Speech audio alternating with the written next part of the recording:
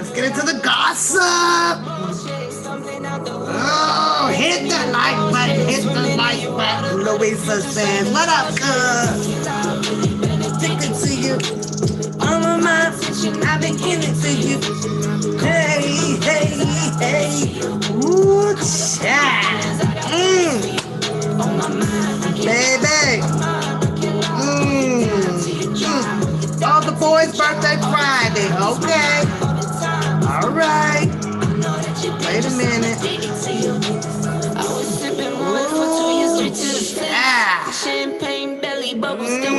Wait till I tell you, gossip girl. It's like gossip in the city, honey. Listen. What's going on, cuz? What's going on, Ed? Oh, Ed, look at Ed surprising me. Oh my God, Ed is here. What's going on, Ed? You've been missed. You've been missed. I'm going to put that wrench back up there. You know that. You know that. That's the wrench coming back. I thought you bailed on me, honey. But you peeped in on me. That's what's up. That's what's up. Oh, let's give it a minute, y'all. We got this gossip on. We got the fact. Listen. Woo. Woo. Who was the PI in the killing sector? Looks like it was everybody.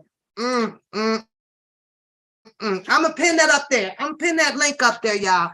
I'm pinning that link up. I'm taking my headphones off. Sound weird with head like muffle. What's going on, Gossip Clan? Y'all can hear me okay? Can y'all hear me okay?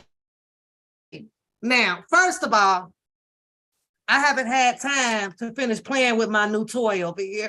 I haven't had time. I'll be working. Gotta work. Listen, y'all. Woo, I'm giving it a minute. Let's give it a minute. I got the link up because I'm trying to get some understanding, especially about man gossip. Man gossip. Man, loud and clear. Thank you, boo. Thank you. And so, but you gotta let me know if it's okay to put that wrench back there. I am so happy to see you. Look at you, got me blushing. You ain't been here but 3 minutes. 3 minutes and I'm blushing, y'all. Ed is back in the chat. Okay, y'all can hear. We're going to get into this because I need a man's perspective on this. I need a man's perspective. Mind you, I got 5 brothers. 1, 2, 3, 4, 5. 5 of them damn boys. I even have a baby brother. Okay? I ain't never, ever seen no man caught up or has intervened or has indulged in the likeness of, a bunch of woman gossip. I ain't never seen it. Ever. But let me tell y'all, if this boy don't know how to gossip and reel people in, what's going on, Precious? Welcome to the chat. To capture, to lead, to entrap, to fake it like I have integrity or friendship. Now, it's going to go vice versa. Hear me out here, right? Because as long as I've been watching this buffoonery, it's the same names. It's the same names of people, right? Same name. You got a question? You got a question? Shoot your question, girl. I'm actually in the chat today. I'm on the screen, but I'm talking to in the chat. The link is up and the phone lines is open because this some shit I got to laugh at. This some shit I got to laugh at. I am happy that you are here, Precious, to hear me run my mouth about man gossip, integrity. When you get mad at a person, you still got to hold on to that integrity. Before I really get deep into it, right? It's let me see, some word. It's a word that I kind of never really heard before, right? Let me go to my. Where's my phone at? Where's my phone at? Oh, duh. I have my glasses on. I gotta go here, right? I spent my morning just surfing YouTube, right? You know, something different, something of an inspirational word to me, you know, gets me through my day before I jump into this shit. Because there's some shit here. So before you get into this shit, I do recommend, I highly recommend, I highly, you guys, now, to receive something in your spirit that can ground you, you know, with integrity, with happiness, with peace. You understand what I'm saying? So I always tell you guys that I really don't indulge in the Bible. Okay. However, I know that I should. But because I know, and it's kind of cheating when you really think about it, right? Because I get it. It's nothing like reading the word. And I have Bibles all through this house, y'all. Trust me. And then when I have my some situations, you know, I'll type a keyword into Google or something that may take me to a specific scripture of the Bible. And I read it and my answer is there. And I'm able to carry on and deal with the situation. Or if it's too big for me to deal with, I always believe in let go and let God, and everything will just kind of fall in place. You just have to go into it without stress, you know, and worry. You keep your body calm, humble. You know, I guess that's why these people do be doing this. Yam nang correct you know, and the shit works. I ain't gonna lie. It works if you are able to put your mind at that place of what you are trying to receive, you know, so that your inner spirit, you know, can come out with a great result, is what I'm saying. And it works for me. What's going on, Joy Queen? What's going on, y'all? What's going on? So today, normally when I leave out, my normal day is pretty much the same. I make my tea. I might stop at Dunkin' Donuts, whatever. Then at that time, I'm thinking about, where do I start my day? You know, before I get to clocking in on the clock. It's planning out for me. And it works, you know. Oh, okay. Not going to start with the drama, right? I don't, because we know that's dirty, right? That stuff is dirty. Let me cleanse me first before I indulge in that. So I was so happy, you know, I usually, you know, click out my phone, one or the other, and I'll get the scrolling. I mean, you know, like, no, you know, no. At first I was all into listening to that Whack 100 stuff and mob ties, and that's demonic. It's demonic, very, very demonic. So nope, I couldn't do that first, right? I got someone coming in. Oh, Sean. Ooh, child, it's gonna be juicy today. It's supposed to get juicy because you were coming up in the topic, but let me wait for him to connect you guys to the live. Hold on. You always get this screen right here. I do not know. Hold on. Hold on. I always get the screen, y'all. Hold on, Sean. If you're coming in, give me a second. Let me find out why do I get this screen. For some crazy reason. I get this big screen that'll come up and cover up a lot of stuff that I can't see. So let me find it. Wait a minute. But I gotta finish telling y'all, about you guys are there, then it goes away. Hold on. It's gonna act crazy. No, no. Where did it go? Come up and cover up. Okay, I don't know where you guys went. Hold on. But I gotta finish telling y'all. And then I got an echo about somewhere. my- Okay, there you guys go. Hold on. I don't know where I lost. Oh, there it is. Hold on. Let me close that one. Somehow I lost y'all. I lost it and it's back. So if it comes back, then that's fine. But let me finish my story. What's going on, Lavelle? What's going on, everybody? What's going on, T-Baby? Y'all hit the like button. Cause we gonna get into something for tonight. So as I was saying, you know, I prepare myself.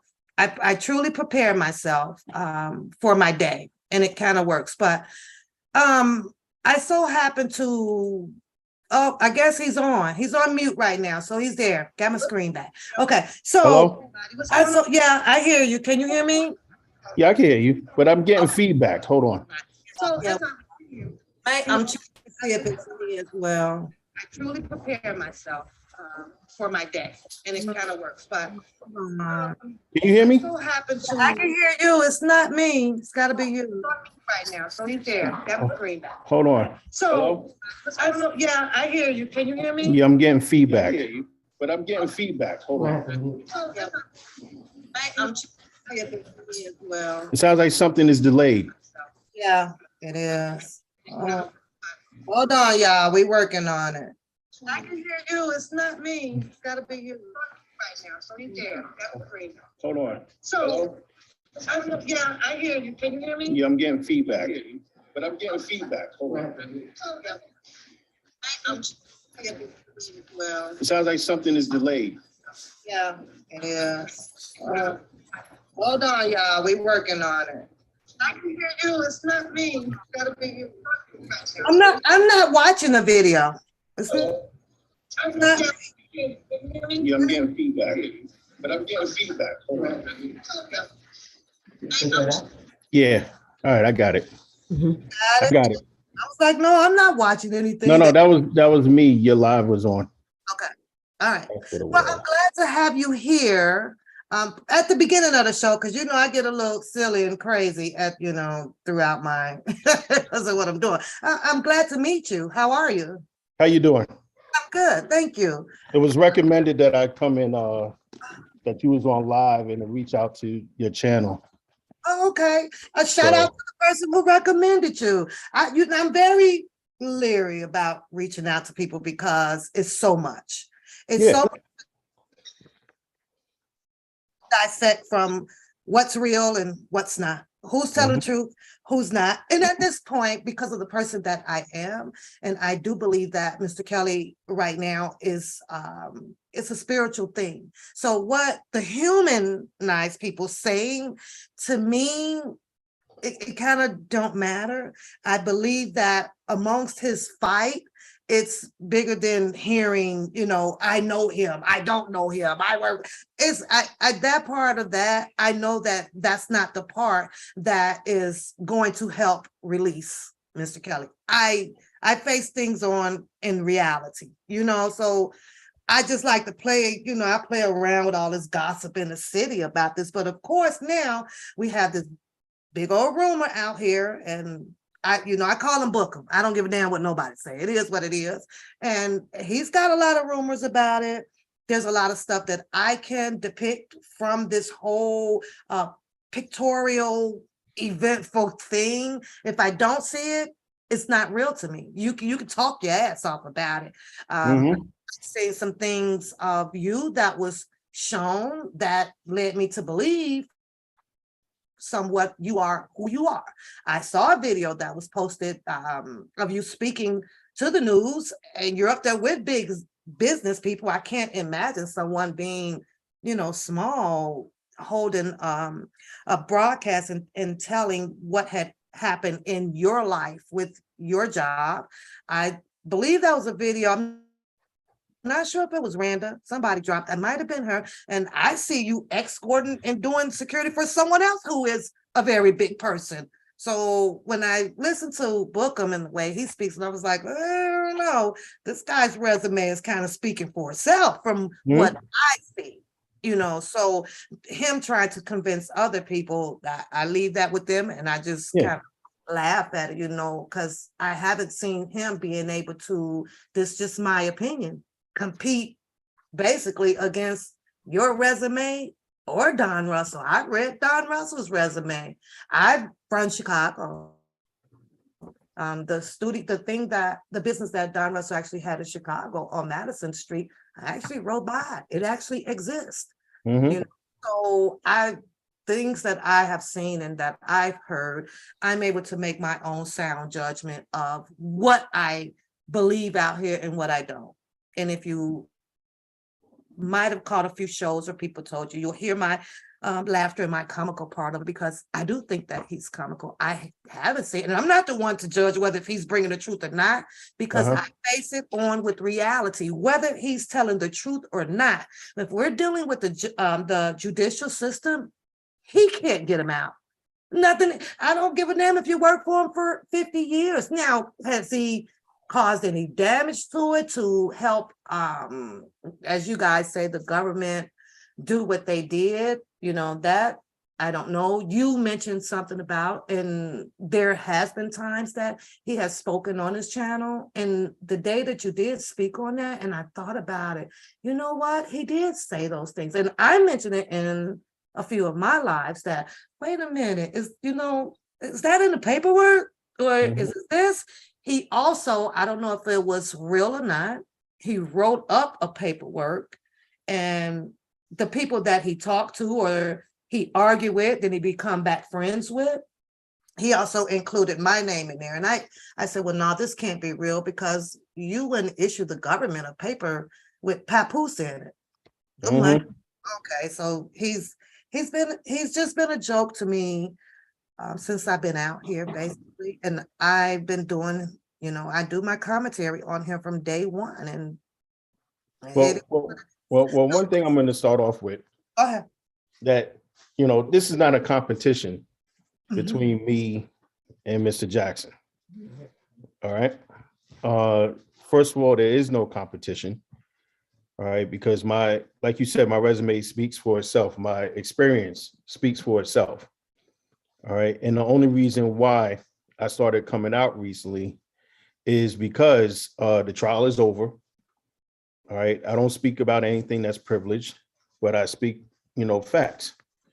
And the thing is that he's not who he says he is, whether, he's saying it to the people on social media, or he's not who he says he is when he is informing the government.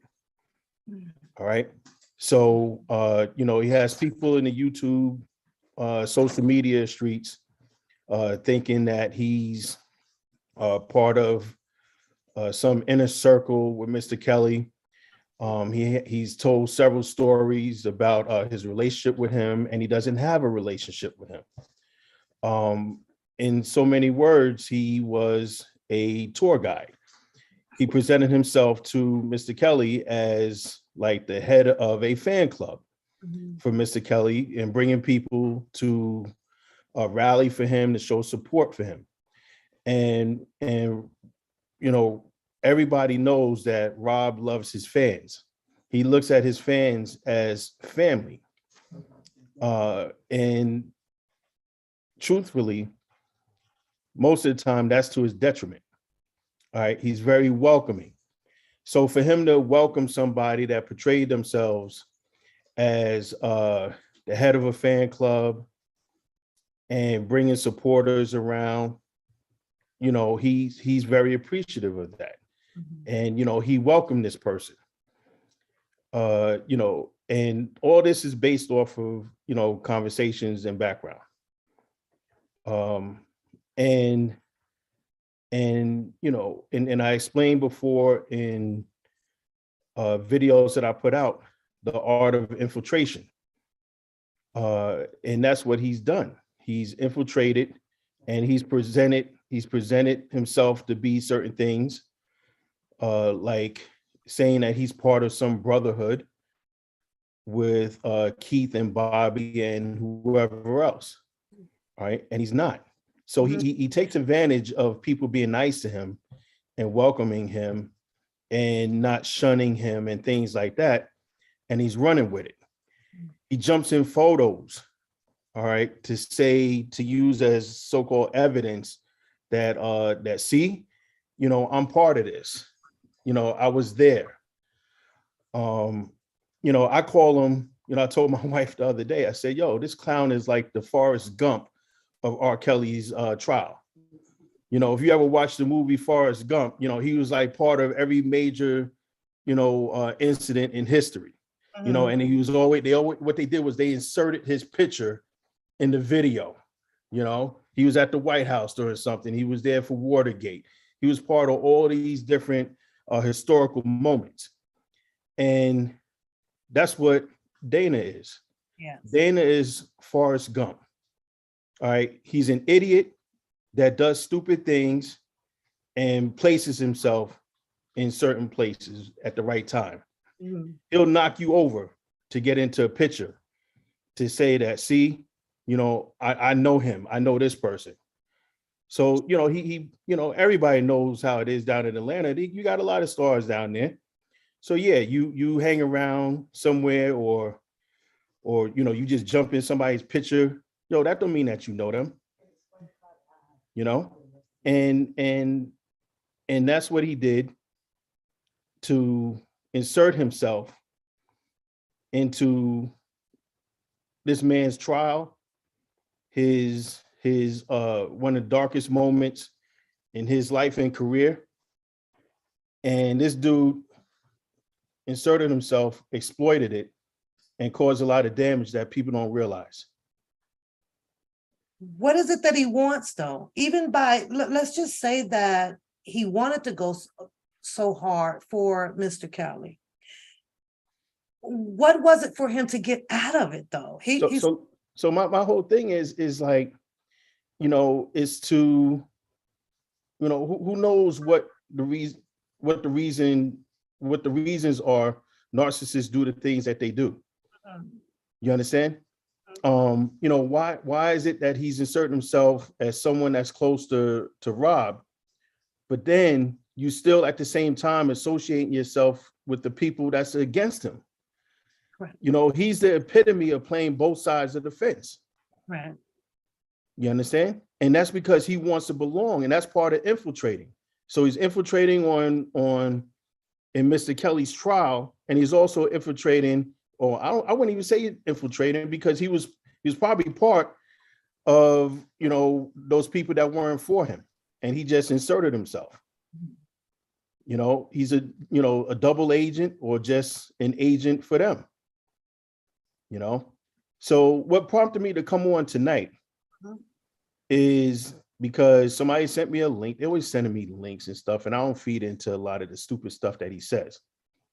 But then, this dude got the nerve to have somebody on his channel talking about things I didn't do and things that PIs do and don't do.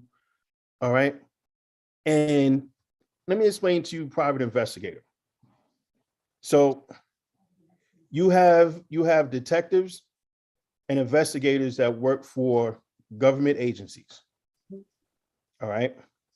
A private investigator is an investigator that does not work for a government agency or a corporation. Okay. They're a private one. All right. Private company, private citizen, things like that. So just because it's a private investigator, that doesn't mean you have to be in the bushes. You understand? Most private investigators have a law enforcement background. Mm-hmm. They were detectives, they were investigators for these municipal or government agencies. My investigative background was I was a general investigative detective in the General Investigations Unit, and I was also an internal affairs investigator. So I investigated corruption and misconduct involving police officers and employees who work for the police department. Mhm. And I did that also in the military. So part two, there's different roles that private investigators take on. You have private investigators that do insurance fraud, that they work for insurance companies. They investigate workman's comp fraud. They do surveillance. It's so many different areas. All right. One of the things, and if you look at my website, it shows you some of the things that we do. All right. And one of the things that we do is we provide what's called attorney support. All right. So most of the time, law firms have contracts with private investigators, and they have investigators on their payroll, staff, contract, whatever. Mhm. So attorney support is what it says. You support the attorneys and what they need because they are not necessarily investigators. Mhm. So if you need a background on somebody, you give it to the investigator. You need witnesses, you give it to the investigator. All right, whatever support they need, if they need statements or anything, you give it to the investigator. All right. So he makes comments about, 45 witnesses, 50 something witnesses. And then he has some guy on his channel talking about that. Yeah, well, that's what an investigator is supposed to do. He's supposed to go out and get these witnesses. Mhm. So, but it goes back to attorney support. So attorneys have a strategy on how they're going to defend a case. Absolutely. And if anybody knows anything about criminal justice, it's up to the prosecution, to the government, to prove their case by the preponderance of the evidence. All right. It's their burden. The burden is on the government to prove their case. All right. There's several defendants that put on one witness, two witnesses. They can have 10, 50. It doesn't matter, but they are not required to put on any witnesses. Mhm. So if you look at Bill Cosby's case, he had like 2 or 3 witnesses. One witness. All right. And when you're looking at witnesses, it's more about what they can bring, what they can testify to factually that can help your defense. Yeah. All right. Now, the other thing is, if you have potential witnesses that have issues that's conflicting with what the defense attorney is trying to do, they're not going to call them. Absolutely reliable. And all right.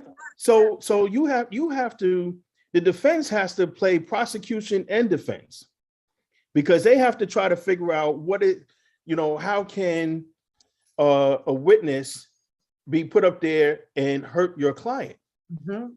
So if it's a potential for that witness to hurt your client, they're not going to use them. Exactly. If they're not part of the strategy, if they're not fitting in to that strategy, they're not going to use them. Mhm. Okay. Unfortunately, in Rob's case, it wasn't the state that was prosecuting them. It was the federal government. Federal government has unlimited resources. They have a lot of power. All right. And when you have people that have been in your life that have reasons not to want to get involved, for one, because you can't make them testify. Mhm. See, the government can make them testify, Right. but the defense cannot make them testify. Mhm. If the government calls you and gives you a subpoena and say, if you ever read a subpoena, it says you are commanded to appear in this court on this day in front of this judge. So when you're commanded and you don't, there's repercussions to that. Mhm. That's the power that the government has. Right. And that's because they have to prove their case. So now, if you get defense witnesses have to volunteer to testify. You understand? So now, if you can call a whole bunch of people, and we contacted quite a few people, all right, and two things. One, if they're on the government's witness list, you're not bringing them in. All right. Two, if they got a shady past, they don't want nothing to do with it. Three, if they got a gripe with Rob, they definitely ain't coming. Exactly. There would be something mainly that they will attack for discredibility on the stand. Absolutely. Yeah. All right. So I want people to understand that it's not as easy as people think.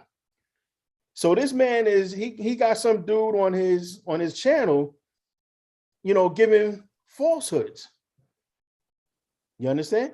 And in New York, in order to get your private investigator license, and you can look it up, all right, it's on the state website. All right, you have to have law enforcement investigative experience. For one, you have to take an exam, and hold up, and that investigative experience has to be verifiable. So if you was a patrol cop for 20 years and walked the beat, you can't go and apply for a private investigator license and get it, because you have to provide proof that you did investigative work. Okay.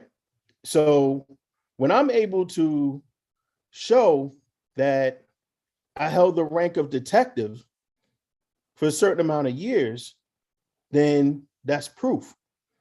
Yeah, but this is what he also believes, because he's shared many of times that we're on the same team. Like, there's some equivalent of job experience between, with you or him or anybody else. There's no equivalent experience. Well, I'm just saying that this is how he speaks, and this is how he's able to come back with whatever credentials he claims that he has in enforcement to try to discredit anybody that is saying that they're in that enforcement level, which you'll appear to be, but he'll find a way to discredit it because he's sharing. Because see, people don't know. Yeah. People don't know. And I'm trying to help educate some people. All right. Some of your viewers, because I saw that you had questions. All right. So I'm trying to educate you. All right. And who you going to believe? Somebody that's been in law enforcement for over 25 years, or somebody that's patrolling the parking lot of a gas station? Hello. Like I say, I have my comedy and things like that. And I did speak on it because I was like, well, this is Kelly's PI and he's out here and he's speaking, right? But then I sat back because I think I might have made it one time with you, right? And I sat back, but you know what? The strategy, maybe this is his strategy, to kind of look on the outskirts over here to kind of see what was going on. So I was like, well, I guess I have to understand why he's out here speaking to the minimum of, what's going on. Could have been a strategy of just seeing who's talking or what's the word on the curb out here. So I did do that, but I have found it kind of weird. But if this is your job and as a PI, then I sat back and I was like, well, maybe if I was a PI, you know what? I'll probably be out here peeping and trying to see what's going on too. But you did. Well, I've been watching for a very long time. Yeah. Well, I mean, this is where I've been watching for a very long time. Yeah, and like I say, I read some of your stuff that had came out and was posted, and I was like, oh no, this guy is pretty much on his business. And then to see it being made mockery of. But that's fine. I saw that. My point is, and it's public knowledge. No, but what I'm saying is this is how people of intelligence are able to distinguish between, buffoonery, a butthead, an asshole, to come back and repeatedly, and he just kept playing it and kept playing it. That's all he has, though. That's the only negative thing you can find. And really, it's not even negative about me. It was on, people that were engaged in corrupt behavior. And You know, said, like I said before, I said, you know, when you're going after corruption and holding people accountable, especially in law enforcement, you're not a popular guy. Yeah. You understand? You're not a popular guy. You know, when I stand in front of news cameras and I tell the public, because that's who I'm accountable to. I'm accountable to the taxpayers. All right.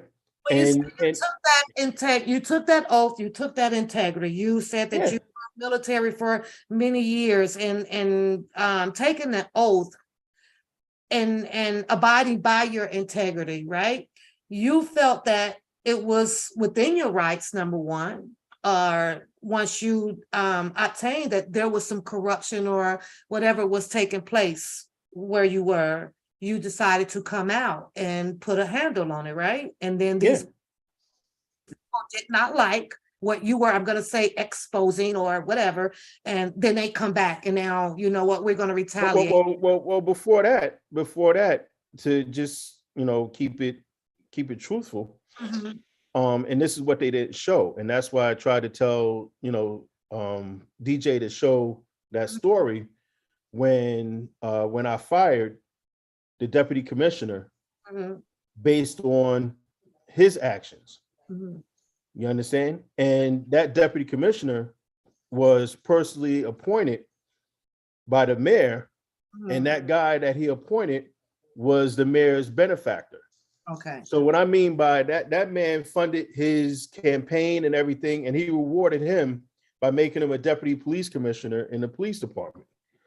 So when he did what he did, all right, if I don't hold everybody under me, especially at higher ranks, if I don't hold them accountable, what am I saying to the men and women of the police department?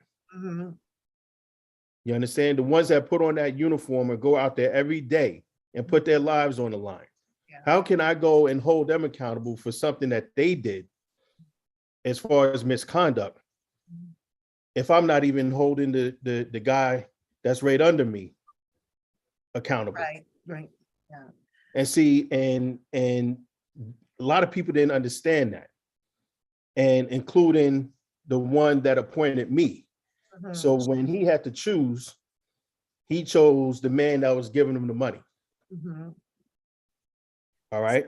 Yeah. So then to go, and I'll just tell you a little bit what happened. So then that same person, after I fired him, he tried to keep he did keep the police vehicle and his police shield and everything. He didn't want to believe that he was terminated. He felt that I didn't have the authority to do that. All right. So then when I started asking, well, where's the vehicle? Where's his shield? Where's his ID? Then you had others in the department that's telling me, oh, don't worry about it. No. See, the difference between a police commissioner in New York and one that's down south is, so you have police commissioners that sit on a board. All right. In New York, the police commissioner is the top person in the department. The chiefs are under the police commissioner. So I am ultimately responsible if anything happens with anybody in that police department.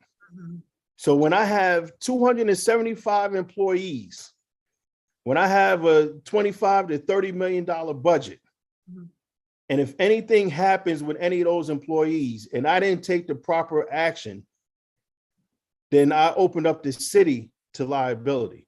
So if that man that wasn't authorized to have that car, that truck, got into an accident, it falls back. Somebody's going to sue the city for millions of dollars because he wasn't supposed to be driving that vehicle.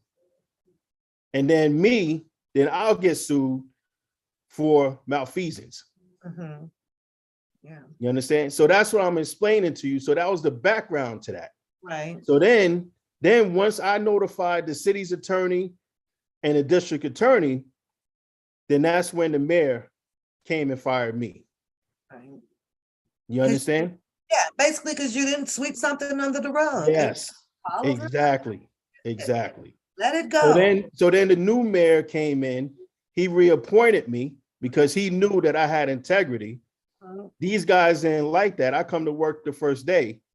All right. The one that I fired and notified the district attorney on. All right. He told them, and I got the proof because he went on social media the night before and said that that if he was still in the police department, Harris would be arrested. Yeah. And the next morning, they arrested me. I got overtime slips where the chief had meetings, and the night before that they arrested me, where he put in for overtime and put my name on it. And so he got compensated for them planning to arrest me. What was I got that too. Yeah, but what was the outcome of the guy of that? They all retired. They Oh. all wind up retiring. Oh, okay. Got out before the heat come really down. Yeah. Yeah. Because when I got in there, I had to start suspending people and demoting people. And that's a tough job to do. You know, having integrity and loyalty to what you do. It's a tough job. You know. Yeah, my loyalty is to the taxpayers. It's a tough You know, job. if the public can't trust the police department, who do they trust? You're right. They take matters into their own hands, and then they get themselves in more trouble, basically. Yep. So. Yeah. So that's what he basically, keep hitting on.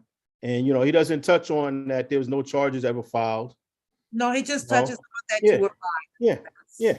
That's pretty much it. So I'm like, okay. I think that the position that you were holding, or you held, or if you are still in it, I think that I would rather get fired from your position than a position from a gas station. I'm just saying, it just may look better on my resume that I got fired from doing something at this level than something at this level, because there's no way you should be getting fired at something of this lower level of an occupation. But I just look in his world over there and I'd be like, how did this creation became?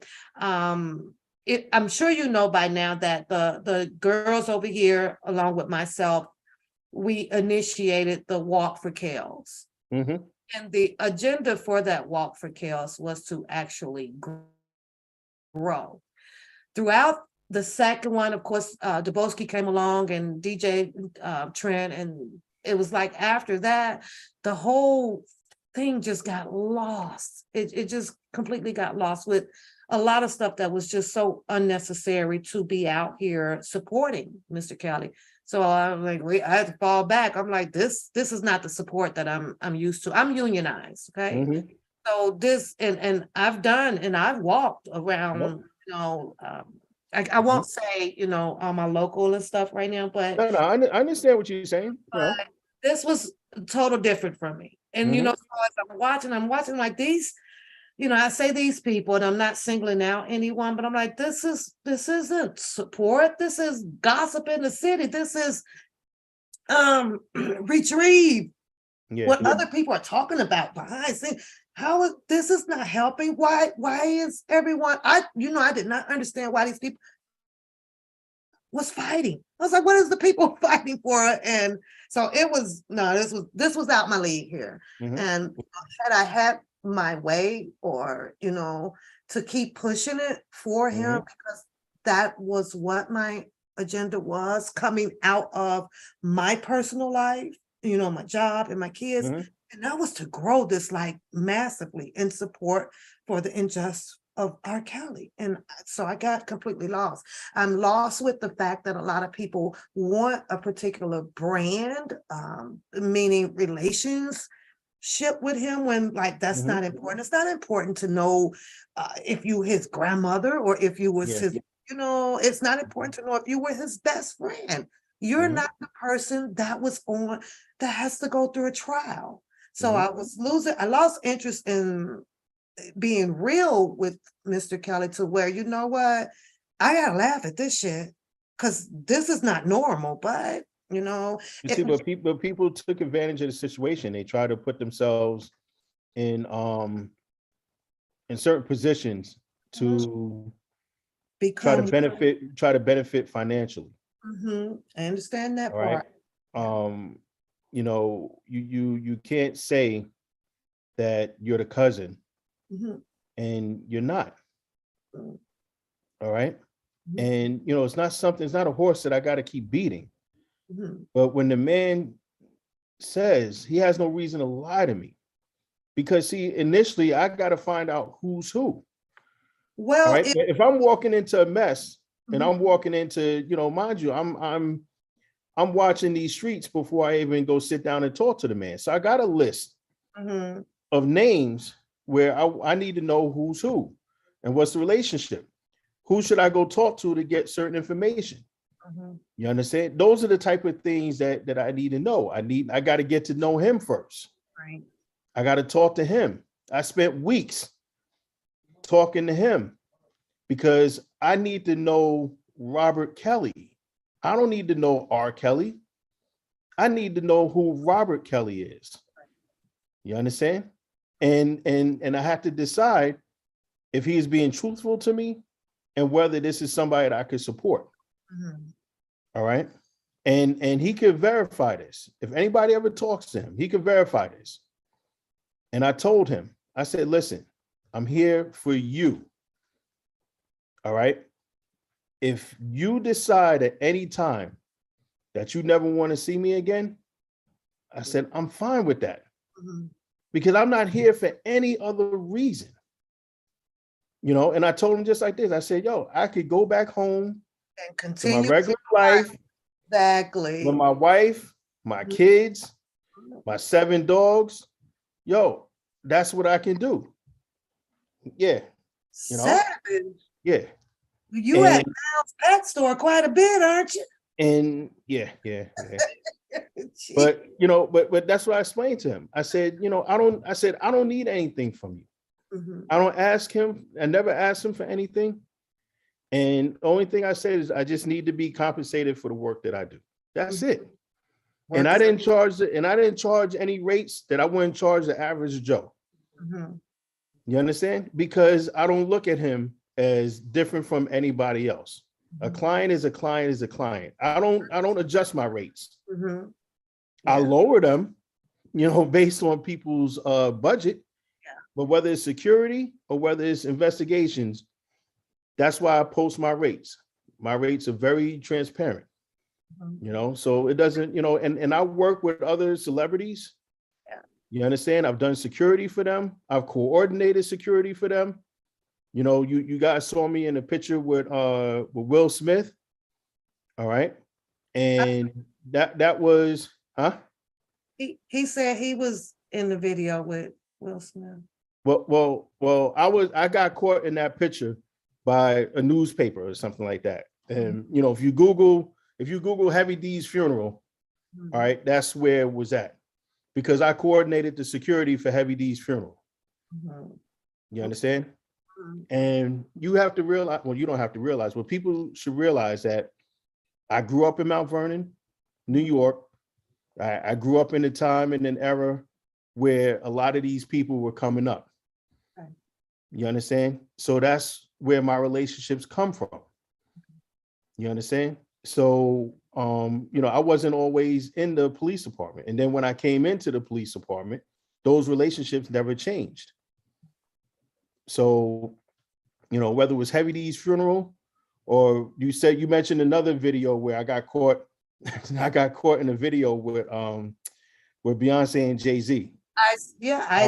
Because I helped coordinate the security for Rihanna's Diamond Ball. Right. All right. Okay, so that's facts. So that's where I was at. Yeah. I saw the video. So hey, sometimes you just got to grab a position that's vacant. So when she's coming out and they coming out and you making sure that everything is good when they come out and you see that there's a void, you don't have time to be looking for something and say, hey, yo, you come here. You just grab that, you do what you got to do. You understand? So I got caught up on a video in that. I'm not jumping in pictures. I'm not jumping in videos like some people. You understand? And then somebody said that to me. They said, oh, yo, I saw you on Media Takeout. Look. And I was like, what? And I try to avoid that stuff. That's what I do. Right. I don't need to be on no video. It's kind of hard to avoid that, especially when you got the cameras everywhere. You don't Yeah. know. So now dude is talking about that what do you say? I'm a mole, Mhm. right? Because I have relationships with the FBI and the DEA and the ATF and Homeland Security. I came from that background. Mhm. You understand? I served in the military with people. Everybody that speaks, if you highlight something that brings a certain attention to him, you're going to get this type of feedback from him. For instance, you brought up the fact that, which was a very important fact, I don't fact or opinion, however, you stated that things that he says that you kind of knew was presented in paperwork or so by the government. Yeah. That there is enough to kind of trigger him, and he came back and it was just slander pretty much everywhere and discrediting you. But he can't discredit me. Right. Yeah, he can't discredit me. I stand on my resume. Like I say, I saw it. So I was like, oh Lord, the position that this man, Yeah. you going up. So if you look further back, Mhm. and if you look at press conferences that I'm holding, yeah, Mhm. I have, DEA agents behind me. I got ATF agents behind me. Mhm. You understand? Because it's coordinated efforts. Yeah.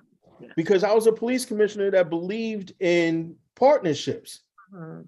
You understand? When you're trying to reduce crime and you got gun violence, all right, yeah, I'm bringing in the ATF so they can start charging them federally, because I don't want them back out on the street in 6 months.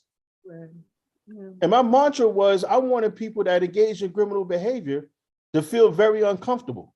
Mhm. And the law-abiding citizens, I want them to feel comfortable to walk the streets. So if I got to trigger lock somebody, I'm going to trigger lock them. Mhm. You understand? So those are resources that I was able to develop. Have because of relationships that I developed Mhm. based on organizations that I'm a member of. Mhm. You understand? So that's what I was bringing attention to.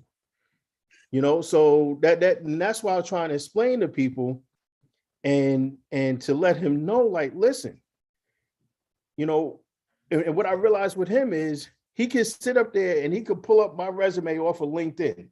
He could go to my website and pull up my resume. I'm very transparent. So if you're looking at that stuff and here's a key part. If you understand what you're reading, you won't be doing the stuff that you're doing. You won't be saying the things that you're saying. Yeah. But you don't comprehend. And if you realize, every time he starts reading my resume, because I picked up on this, he starts getting phone calls. Absolutely. And then he don't want to answer the phone call. Because, dude, you got somebody that's calling you, telling you in so many words to shut up. Shut it down. To shut up. Do you understand what you're reading? Yeah. But that's when I learned and realized that this dude really has some mental issues. Mm-hmm. But that's why he's dangerous. Mm-hmm. That's why he's dangerous. Well, a person like that to me can only be dangerous to themselves. No. I just find it. Let me tell you something. We had this guy years ago that used to walk around in a military uniform. Mm-hmm. Right? And you have people that do this. It's called stolen valor. Mm-hmm. Anybody, listening to this, Google stolen valor. Mm-hmm. And you'll see the amount of people that goes around and pretends to be in the military, to be a service member in order to obtain benefits. Wow. So they'll dress in a uniform, but they won't wear their name tag right. Mm-hmm. They won't wear their awards right, their medals. Mm-hmm. They'll be wearing a rank. Mm-hmm. That, there's certain things that when you're in the military, when you do an inspection and you can look somebody up and down and you can look at their uniform and you can tell that they're not who they say they are. Okay. Because see, the higher in the rank that you go, the more knowledgeable you are, the more credentials you have, the more training that you have, and you are not going to mess up anything on your uniform. Everything is going to be right. They take rulers to their uniform because the specs say that your medals have to be a certain amount of inches from the top of your pocket. All right. Your insignia has to be a certain amount of inches from the top of your sleeve. You understand? Because the higher rank that you go, you have to make sure all your stuff is correct, because you can't correct anybody else under you if you're not correct. Correct. Facts. And that goes the same thing with me. I have all the insurance, I have all the credentials, I have all the licenses and stuff. I can't just make up a business card and say, listen, I want to do security, and here's my business card. Right. Without having all the right credentials, without having all the right licenses, without having all the right insurance, without having everything that needs to be done. Yeah. Now that brings me to, because you're speaking of in line of resume. Okay. My resume. So as I watch this grow out here, and I watch all of the allegations, or they call it conspiracies or propaganda, right? And of course he appeared to be, to a lot of people, the proposed leader, coming from a Facebook channel, grouping people together. Even, and you said that as well, that this is what he presented to Mr. Kelly. Okay, fine, go ahead, bring him out, right? It just baffles me. I'm a thorough person. I'm checking you out. I'm like that if I go to the bank. I'm like this if I'm doing it. I read my whole car loan thing. You know, you can't go into the background of the person that's issuing you or providing you a loan or whatever, but there is particular questions that you can ask so that you can feel comfortable working with the person.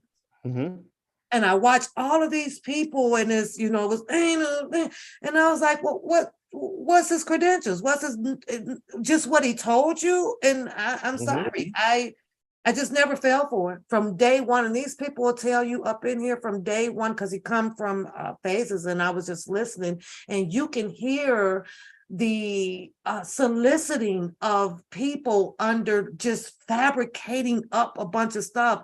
He was like forcing it on them, and it was like, nah, no. And I'm surprised that a lot of people who you know, the names and things that I look at or I converse with in my chat, and I just be wanting to ask them, what was checked? What was checked about this guy? Because all I saw was a gas station job. I saw very limited equipment, and you boss, but you got put out of an apartment. You don't own a several home, apartments. you don't own a car, you don't own. And I'm like, this is the type of person that you would want to lead something of the celebrity and the caliber of Mr. Kelly. You know what got me originally? Yes, what was that? And I'm going to tell you, what got me originally is when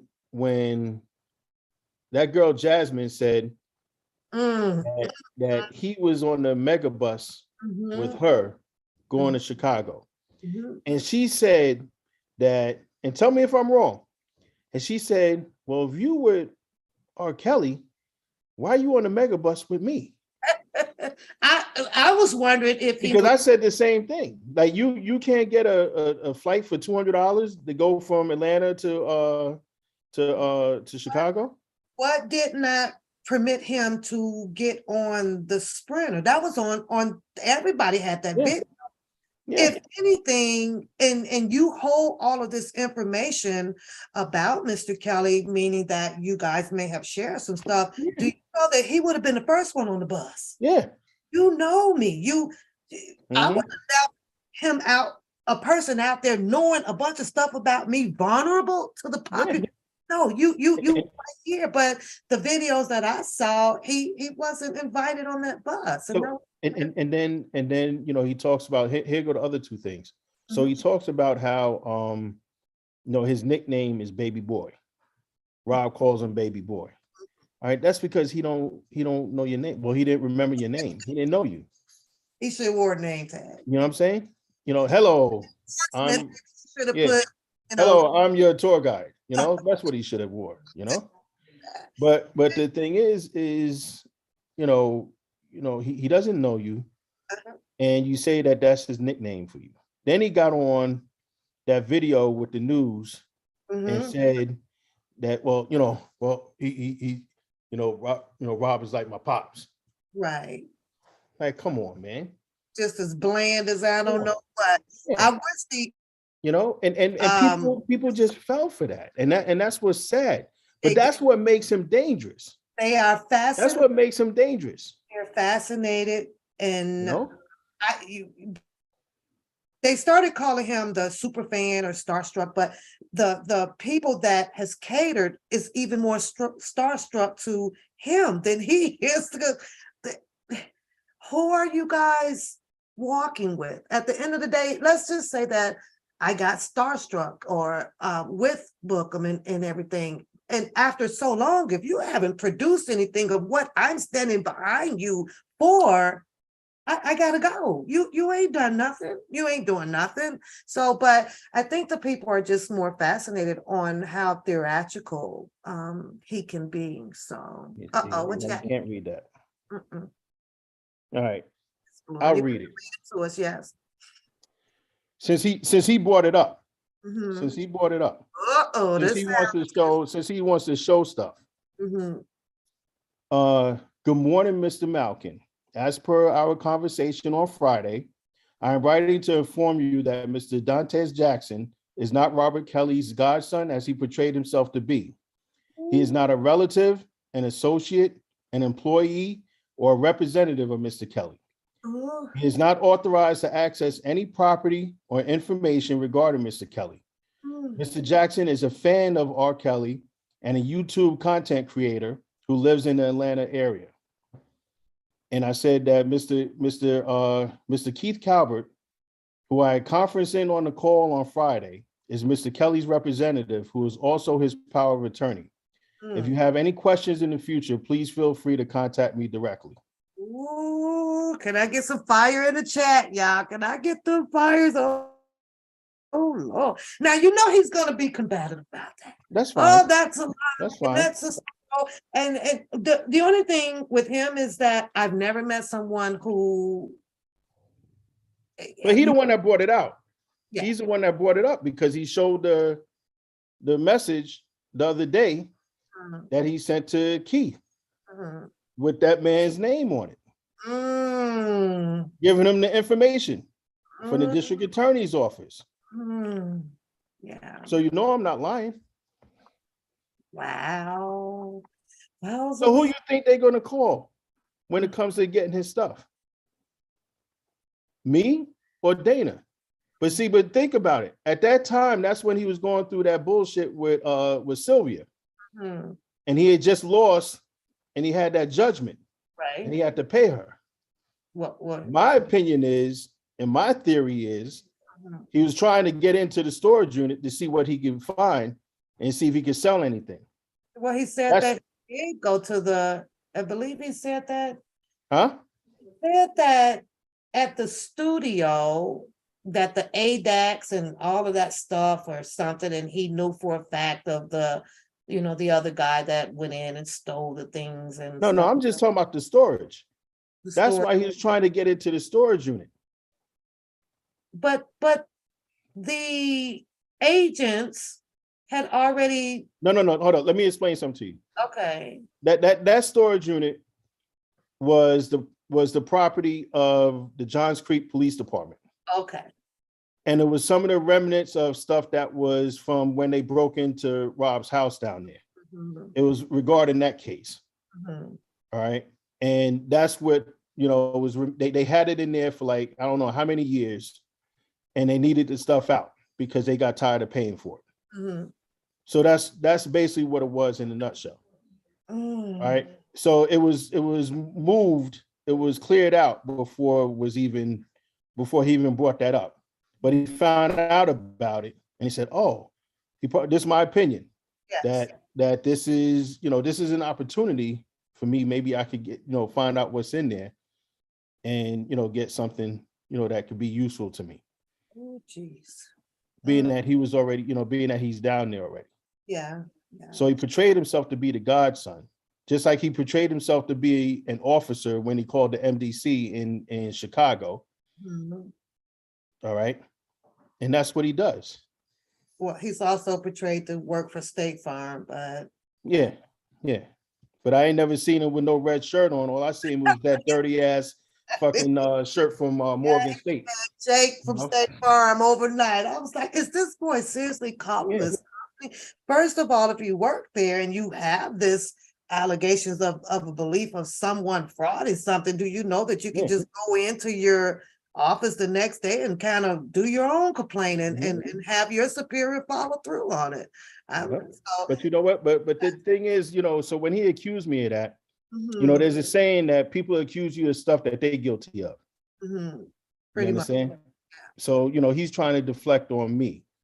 And he tries so hard to muddy my name, to go after me and to say all types of stuff about me. But listen, I don't care about that. You understand? And, I don't like the disrespect that he's portrayed to my wife, that he's displayed to my wife. But, how can I say this? What I think of is when I was a cop and, people want to fight me and stuff or whatever, somebody get arrested, they want to fight. And then they throw at you, if you didn't have that badge and gun, I'll whoop your ass. And my response was always, this badge and gun is actually saving your ass right now. Because if I didn't have this badge and gun, I would have whooped your ass already. You understand? That's what's saving you. So I say the same thing to Dana, that, if I don't have the background, if I didn't have the background that I have and have the personal property that I have, my business and my relationships, my professional relationships and things like that. If I wasn't a professional, I would have whooped his ass a long time ago. You understand? Because let me ask you this. I actually have two questions. And just on GP for the disrespect that he's shown. And like I said before, you see what I just said before, right? That people accuse you of stuff that you're guilty of. So he's constantly talking about, putting, his penis in somebody's mouth. Yeah. But he ain't talking about all the penises that go in his mouth. You understand? I've been seeing all of this and this and so if you want to tell it all, Dana. Tell how you gargling like Listerine. Tell it, Dana. Wasn't that Snoop Dogg birds? How you needed to you couldn't pay your rent. Didn't that so you have to get down on your knees. Aren't you known for having a deep throat, Dana? Huh? Now run and tell that, Dana. Sometimes you gotta feel sometimes. My wife got to ground me. My wife grounded me. I'm sorry. Don't bother him. Don't bother him. I'm sorry. It's okay. I'm sorry. No, okay. I didn't mean to disrespect your channel. I'm sorry. To disrespect. You weren't here to been disrespected. And my wife keeps me grounded. So that's good. But let me ask you this, because you were seen in New York. I guess this was what the court was letting out. You guys were leaving out. And you appeared, you sat in at the court proceedings, right? And okay, so you guys are coming out. Did you guys come out knowing that there might have been or there was going to be some type of altercation between you and Dana? Was this? He says that it was you and was it Keith or somebody, and he walked up to you, or you went hiding behind a tree? What was that day? Oh, so I think that was the day of the sentencing. Okay, but my question was that that you were gonna come out of a building to. I didn't come out with Keith. I Okay, came out by myself. okay. But he says that I guess y'all was standing there. I don't know. No. So if you remember correctly, you can pull up the video Mhm. that there was a certain group of people that was standing behind attorney Jennifer Bonjean when she was giving her statement. Mhm. All right. So the people that he's referring to were standing behind Jennifer Bonjean. Okay. All right. I wasn't standing there. See, I'm watching who's coming out the court. Their back is to the door. Mhm. All right. So I was standing there watching who was coming out of the court. So when you have, let me tell you something. I don't wait based on my experience and my training. I'm aware of my surroundings. Mhm. All right. And I'm not waiting based on certain statements that people have made publicly. I'm not standing there waiting for somebody to walk up on me and try to do something. Because he said that he was gonna hit you in your mouth or something. Were you aware that there was already some heat between you guys? Or did you? Yeah. Oh, you were. There was Okay. definitely heat on my part. Okay. All right. Yeah. Mm-hmm. Gotcha. But like I just said, I just cleared it up. I Mhm. said, if it wasn't for what I have and the stuff that I can lose, Mhm. I'm not trying to get arrested in my city for him. Exactly. Is that a person that you But would I'm want still coming prepared to defend myself because I don't know what's going through his loony mind. You understand? So I have to be prepared. You know? So that's just, that in a nutshell. I have to be prepared. I understand that. Oh, and then another thing that he brought up, I gotta clear the air for this because this was funny too.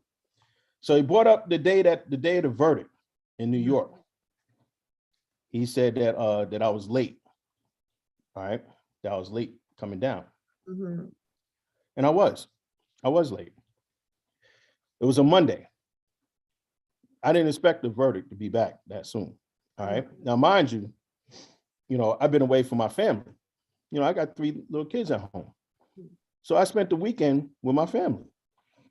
All right. Another thing that happened was that it was put out that an attorney had COVID that we were in close contact with. Mhm. All right. So the judge wanted us to get COVID tests. Okay. All right. So I went Monday morning to get my COVID test. And see, I live about 2 hours, a little bit more, about 2 hours away from Brooklyn. Okay. All right. So between getting up, taking the kids to school, going to, hold up, was it school that time? I don't remember.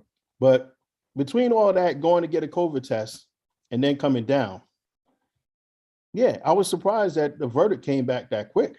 Mhm. But that's where I was. I was getting a COVID test in compliance with what the judge put out over the weekend. Mhm. You understand? So he twisted that to try to say that, some conspiracy or something like that I wasn't where I was supposed to be. Right. You understand? And see, what he fails to realize is that, I own a security company, but I'm not a security guard. You understand? That's not my job to be there. Now, if there was threats or something that, we were aware of some threatening statements or some threats against the attorneys or whatever, then I would have made arrangements for security to be there. But he's talking about I wasn't on my post and things like that. And I'm saying that the reason why I brought that up is because what makes him dangerous is that he mixes some truth and twists it with lies. Yeah. So he takes something that somebody could say that's true, like, so Sean wasn't there. You see, you didn't see him in the pictures. I had to hold it down. Uh-huh. All right. So yeah, I wasn't there.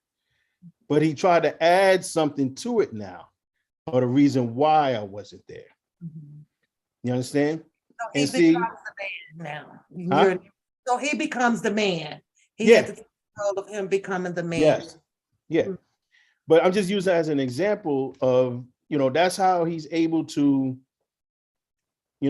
make it seem like he knows certain things.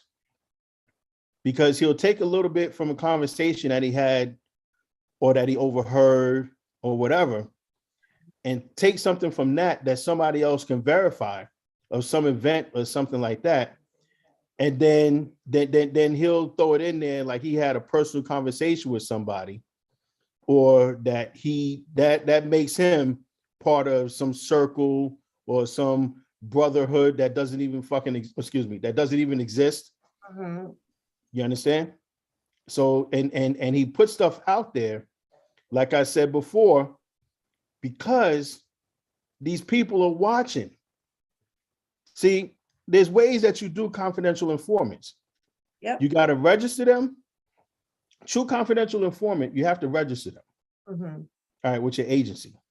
All right, they have to have, like an investigator assigned to them, a detective assigned to them. You have to register them. All right. And there's certain things that that you have to put them through for credibility. They have to give up a certain amount of good information that turns out to be credible. Mhm. All right. So, in my opinion, the government got a lot of information based on what Dana was putting out on his channel. Mhm. You understand? And see, now once he puts it out there on his channel, now it's like public information. Correct. You understand? Because it's accessible. So anybody, it's like putting something in the newspaper. Mhm. You understand? That the public can read. It's publicly accessible. So now they could take that as an investigator and say, all right, this is where I got that from. Now, here's the responsibility of the investigators. It's the responsibility of the investigators to vet that information, Right. to verify it. Mhm. You understand? Before they use it. But when you portray yourself as someone that's part of the inner circle, they are already looking at you as a credible source of information. Giving up something from the inside of what. From the inside. Oh. Because you have these contacts, he's able to go on his phone, to pull up these phone numbers, text messages, and he's able to give them phone numbers, names, certain ththings that happen. He gets them on the phone, have conversations, he records them. You understand? Then he plays them on YouTube. He throws up text messages, things like that. Names. Yeah. And he's putting out names. And that's how people end up in this court paperwork. Mhm. And that's what I talked about with Aaliyah. He played that video with Kip making those statements about Aaliyah. And then next thing you know, Aaliyah is added to the indictment. And here's the bribery. Yeah. Like Stevie Wonder can see that. Mhm. You understand? Sorry, Stevie. A blind man can see that. You understand? And that's what I'm trying to let people realize, that this is how he was hurting the case. And it doesn't have to necessarily be true. This stuff is not true. So he put a lot of stuff on his page and they just took it and ran with it. How many times, chat, have that when I come on, that I always have a tattoo and it says, STU, shush. How many times? Ask my chat, how many times, how many lives? I did a lot saying, boy, why won't these people shut the hell up? Yeah. The time, whether if you Hold on. And the last one was for the sentencing. The day before, he starts talking about some $5 million. He sure did. I remember that. The day before the sentencing. Yeah. He's talking about some $5 million. Then the next day at the sentencing, the government is talking about that Rob has access to $5 million. Yeah. And we all looking around like, what the fuck? $5 million? Where the fuck that at? Where it come from? We scraping up. I mean, even from if he had $5 million, he wouldn't be asking where's the money from the defense fund. It was said on the record at the Chicago hearing with Greenberg, and the judge asked, and Greenberg, it was on record. Like, he doesn't have the money. He doesn't have no money. He couldn't even pay the child support. He had money coming in from Valencia Love. Now, all of a sudden, somewhere miraculously, the government thinks that there was still a whole bunch of money when on record in a courtroom, it was already written down that it was settled. He didn't have the money. But they took and ran with information that was somebody that they believe that's in his inner circle, in the brotherhood, okay, took that and ran with it, where there is no brotherhood. Well, did they find the 5 million yet? Because I'm sure there isn't. $5 million, I want to know. There's a lot of people that want to know. Yeah, absolutely. I don't know. You understand? And I'm just giving you those examples of ways where, Rob might call him goofy. No, not might, he does. All right, calls him goofy. People might look at him as not as a threat. He's like that little gnat that's flying around your ear. You going like this? All right. But I bet you he believed that shit now. He believed it now. He justifies it, Sean, by saying, look at all of the videos I've done for R. Kelly. That's how he justifies it. So for R. Kelly, let me tell you something. If you was really for Rob, you wouldn't be going out to Las Vegas and having steak with Larry McGee. All right. That's a known court certified informant. He justifies that too, though, Sean. He says that you can't justify that. This man, and he's the other one. He's the other one that was going out here getting information to get to the government. Justifies it. It says that Larry was on the channels and talking to this person and this person. Now, isn't it a big difference in being able to be down there where you can't be seen? There's private conversations going on. Then all of a sudden, you guys are like, I don't think he knows. I don't think he knows. Hold up, and and I don't want to give Larry credit, but I'm gonna give him where credit is due. Even Larry said, the R. Kelly supporters, y'all need to go somewhere and shut up. Yeah. And he was right. Larry, in my opinion, he did what he felt was in the best interest of him. Yeah, but he kind of bought Bookham off too a little bit. He was, able to do that with somebody that ain't got shit. Exactly. So, you understand? Yeah, I saw that. And that's why you don't send nobody like that your money. That's why you don't call nobody in like that as a witness either. No. and then as a side note, the other thing is anybody that knows that they were there, that was at the trial, knows that the judge wasn't allowing any character witnesses. Nobody can come in there and be, considered a character reference. She didn't want to hear nothing about his career. She didn't want to hear nothing about him, any awards. She didn't want to hear nothing about that. If you ain't had nothing to say besides that, she ain't want to hear nothing from you. So now, if it wasn't pertinent to what was going on in there, she didn't want to hear it. And then, hold on, let me touch on this too. Let me touch on this. So now, I just remember he was just talking about this a little while ago over there. So, he was talking about the thing with Dottie in the courtroom. So let me address that. Number one, I am not having sex with Dottie. All right. And somebody had to tell me who Niecy Mo was. All right. I'm not having sex with her. I'm not having sex with Cassandra. I'm not having sex with anybody besides my wife. Okay. Let's get that straight. But I'm glad he, at least used females. All right. That's the one thing. But Can I throw the So, second thing in just real quick? huh? Can I just throw the second thing in, and you can do your Yeah, second? yeah, go ahead. Yeah. No one is to be believable about anybody saying whether if you had sex with anybody unless that person is there. And Mhm. if that person is not there actually watching you doing what they say you are doing, it is absolutely non-factual, not to be believed at all. No, but you know, it was disrespectful to those women. Yeah. All right, and their marriages. Yeah. All right, because I know two of them are married.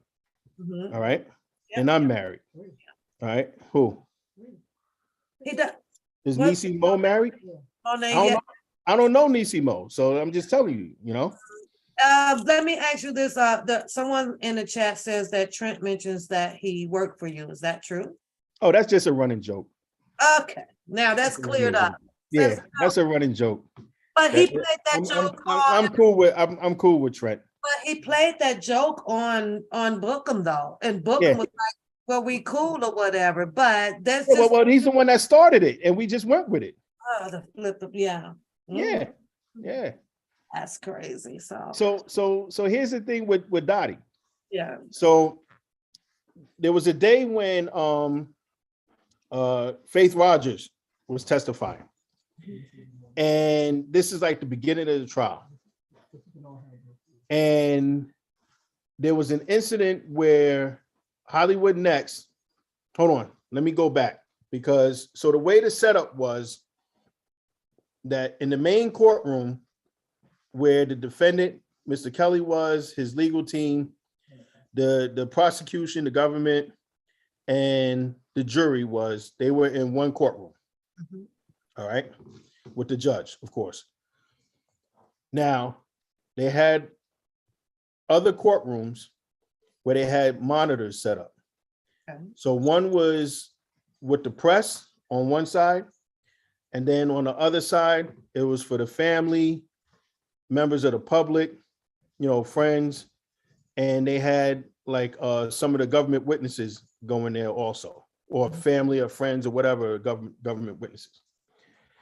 So I was in that courtroom watching.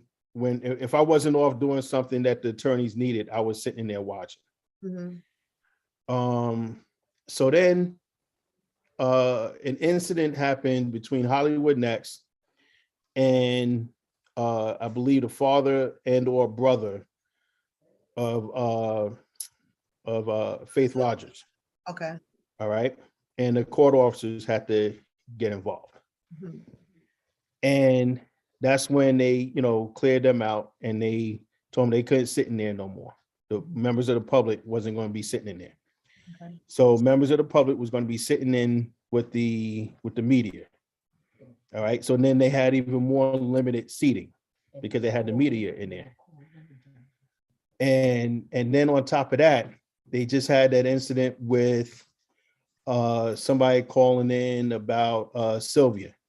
Yeah. All right, that she was recording or something inside the court. They were Mhm. ready to shut the court down. All right. So after that, that's when, you know, I requested for because of I was made aware of some like tension with Hollywood and Dottie. All right. And I think Dottie mentioned it to me or somebody else mentioned it to me, but I became aware of it. So I went to the court officers and I just basically made them aware of the tension between the two. And I requested that they be separated. Okay. All right. And that Dottie be placed in one and Hollywood in another. All right. And they agreed, and they let Dottie go in the one where the family was and all of that. Mhm. And Hollywood had to go in the other one.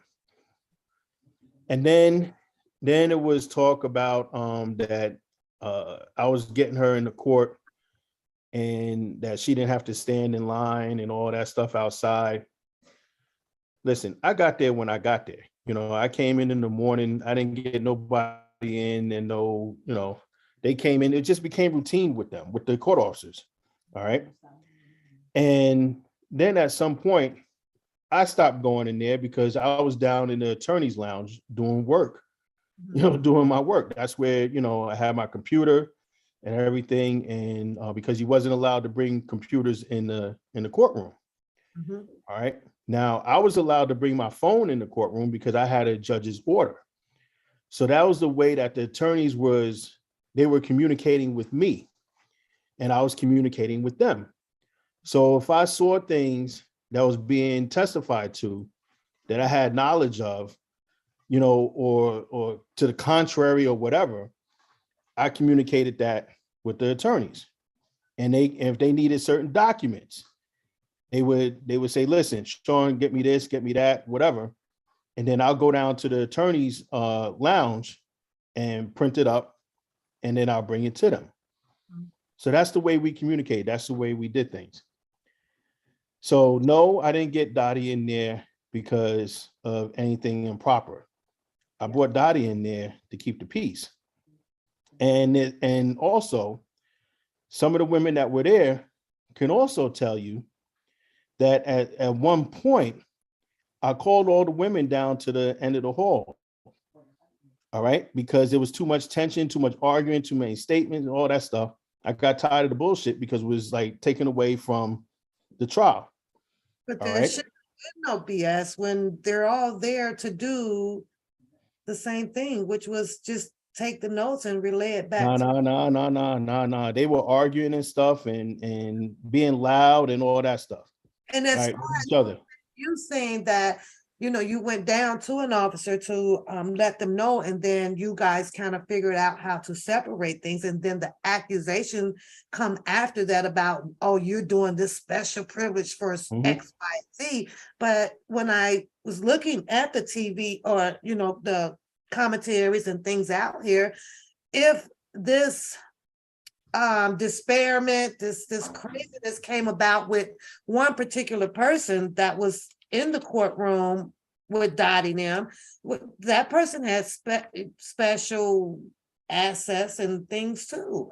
So why would there have been a problem? That person wore a press pass and a jacket. She got special insides and seats too, didn't she? Yeah.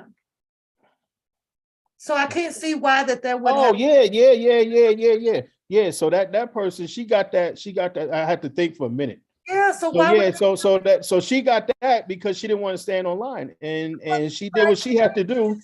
She did what she had to do to get the credentials, but she did that because she didn't want to have to stand online. But she was still in the same spot that she was in before. You understand? She just didn't want to stand online. Do you see my point though? And that was actually ingenious on her behalf, but I'm just saying there shouldn't have been no beef with that if that was the person when. But that was before she did that. Okay, got you understand? That was before that. Okay, got you. Okay. Yeah. So then that's when I had enough, and I brought them down to the other end of the hallway and I had a group conversation with them. And I told them, like, listen, you got to cut this out. I said, we're all here for the same reason. Right? All this personal stuff, you do that outside the courthouse. I said, because see, y'all going to make it get to the point where none of y'all going to be able to come up in here. You understand? And the judge was getting tired of hearing stuff. The marshals was getting tired of hearing stuff. All right. And if it wasn't for me that I was like explaining to them certain things and giving them background. All right. And that came from my law enforcement professional relationships. You understand? Where I'm able to sit down with certain people and let them know. All right. So now they knew who I was. They knew who I was. They knew my background. You understand? And they knew I wasn't going to steer them wrong. Well, if they didn't, they would have not adhered to your suggestion. Yeah. And that's what it was. So that's why, he's over there saying that I'm influencing, what was going on in the court. And all I did was just try to keep the peace and to use my influence, because let me tell you something, if I would have just stepped back like that and said, I ain't saying nothing, none of them would have been able to come inside the building. None of them. If you wasn't testifying, and they probably wouldn't even let no family come up in there. They was So going to just let press. They were just going to let press and people that was testifying. So he takes what you did to get peace in the courtroom to turn it around to you're sexing everybody. Yeah. Yeah. He couldn't come out to say that you did a good job. I'm glad there were no fights or nothing like that. It was a bit of hatred and jealousy. You know what? I'm supposed to slander him. You're sexing everybody, Sean. and you know, and like I'm laughing with my wife because I'm like, yo, when did I have the time to be doing all this? Yeah, you had about you four. know, I said, yo, I'm in the hotel. We're up like at 3 o'clock in the morning. The running joke between the attorneys and I was one of the attorneys would send out a text message like at 1, 2 o'clock in the morning, right? Because they're up doing work. Right. And then me and another one of the attorneys are responding at 1, 2 o'clock in the morning. So the running joke was that, yo, like how did this dude know that we up? But he was just sending out text messages, you know, with things, with thoughts and things like that and stuff that we need to do, thinking that, yo, when we wake up in the morning, we'll see it and, you know, we could discuss it. Yeah, so that was the running joke. But then people, you know, ran with that, talking about the attorney is sleeping in the court and he's nodding off. Yeah, because we've been up since 3, 4 o'clock in the morning. So we're all going on like 3 hours of sleep. You understand? If there was because we're talking, I'm gonna can it, right? Attorney. Yeah. Yeah. It appeared that, of course, the picture that he showed, and I know better than that. He, you know, eased through the crowd and he laid in, right. So what did Canick think of that? Do you know if Canick might have? No, he don't think nothing. He don't think about that stuff. He don't care about that. You gotta realize that Devereaux is an old school attorney. He's very well respected in all those courtrooms, in all those courts. All right. Dude is pushing, he's in his late 60s. Yeah. You understand? He's been around a very long time. I'm sure he saw that picture, and I was just wondering if he. You know what? You say you sure? I don't even know. I don't even think so because he's not on social media. He's not. He doesn't even know who Dana is. Yeah. You know, he's focused on the case. He was his security for 5 minutes. What do you mean he doesn't know? He don't know. I was like, Larry goes again, barging through the crowd, and he's like, get out of the, get. I was like, what in the heck? That man feels perfectly safe walking through New York. He doesn't need. If he did, I'm sure he'd have brought some, right? Much better was, I don't know, but that. And you know what's so funny? What's so funny is sometimes Hollywood makes certain statements or whatever to try to back him up or whatever. I don't know. But what's so funny is, Dana. They back each other up. Yeah. Then already cutthroat each other. There's no. Yeah, I know. No, but what I was gonna say is what's so funny is that after the verdict, and we went over there to the diner and sat down, right? She was very emotional. And she started crying. I'm just saying, but she was emotional and she started crying. Moving in a West Wing of and for whatever reason, everybody that was around was just standing there, just looking at her. I was the only one that got up, went over there, and I put my arm around her, and I just told her, like, listen, we're gonna get through this. It's going to be all right. So just consoling her emotions. Just console her. Yeah. You understand? Because see, that's the person that I am. Yeah. You understand? I don't care what you said about me. You talk shit about, I don't care. But you're still a woman that's feeling a certain kind of way. And I'm going to do what's right.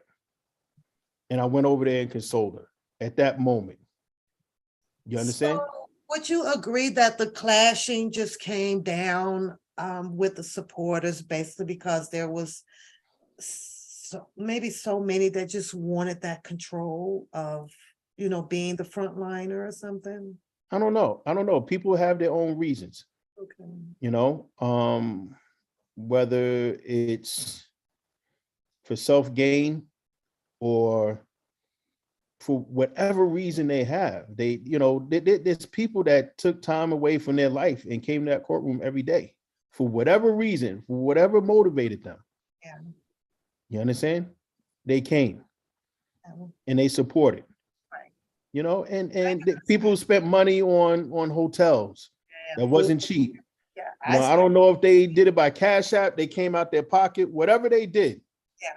But they stayed in those hotels and they stood on those lines from like 4 o'clock in the morning or whatever time they got out there, 4, 3, whatever, religiously. And I got to respect that. For whatever motivated you to do that, I got to respect that. Because I wouldn't have did that. Kudos to everybody. And that's one of the reasons that Rob is always talking about his fans. And that's why he loves his fans.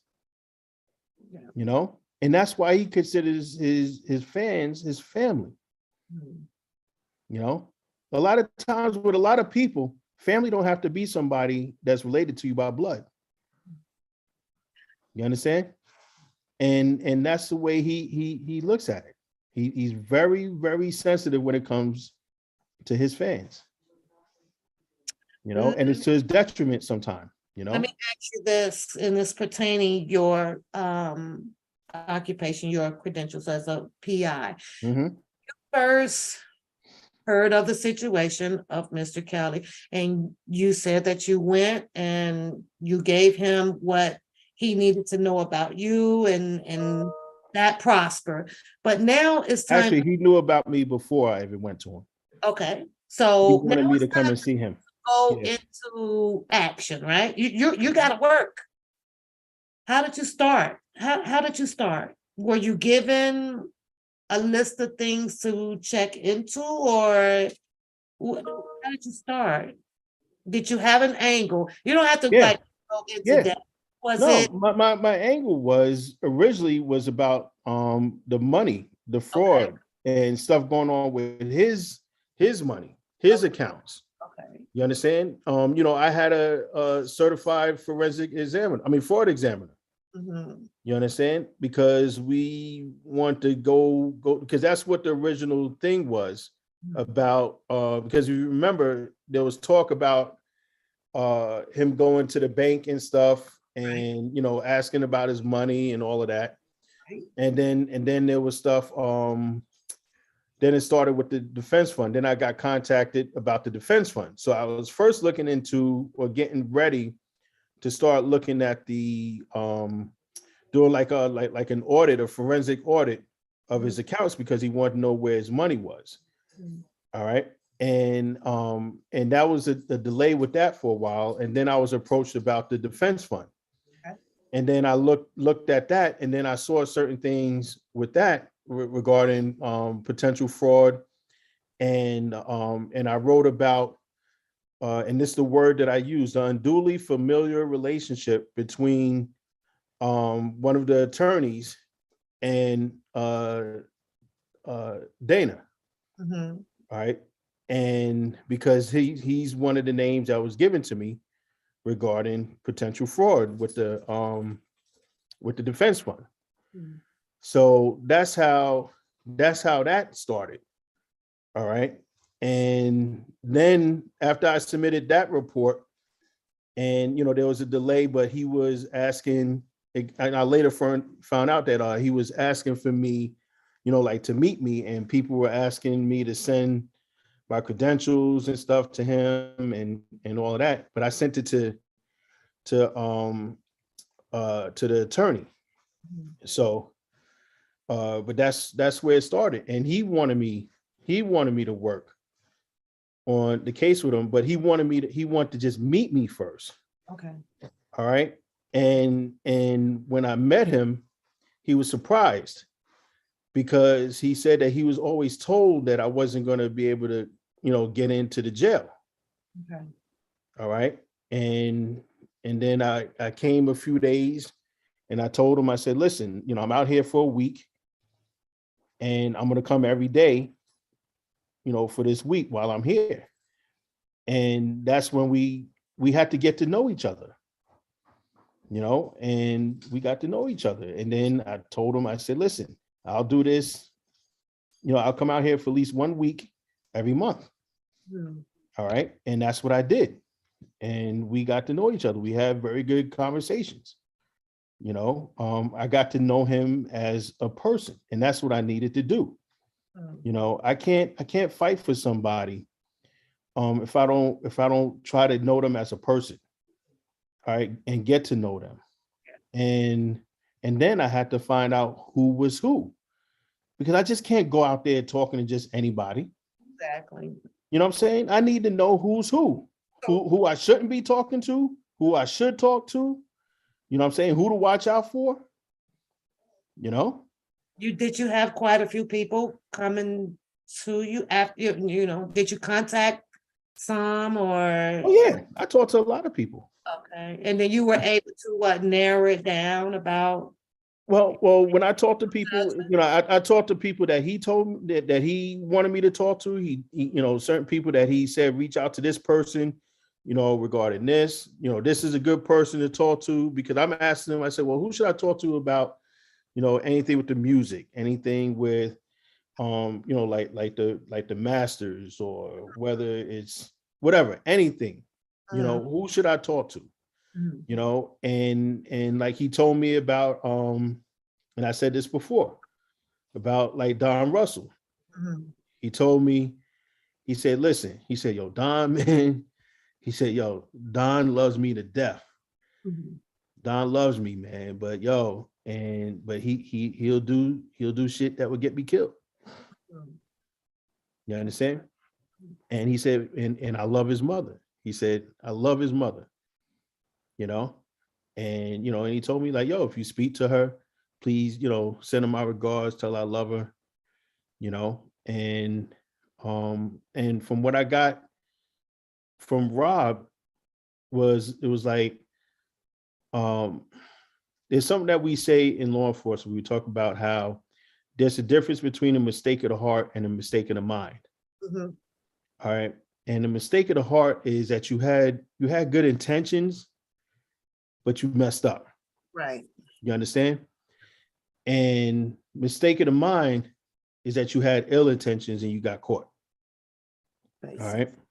So like the thing with Don was, based on my conversations, it's like, like he had good intentions. All right. But he just did stuff that would get him jammed up. Correct. You understand? So it's like, damn, like you ever known somebody do something and you're like, damn, yo, what was you thinking, man? It's like, oh man, I didn't think about that. Well, but you can't be mad at them.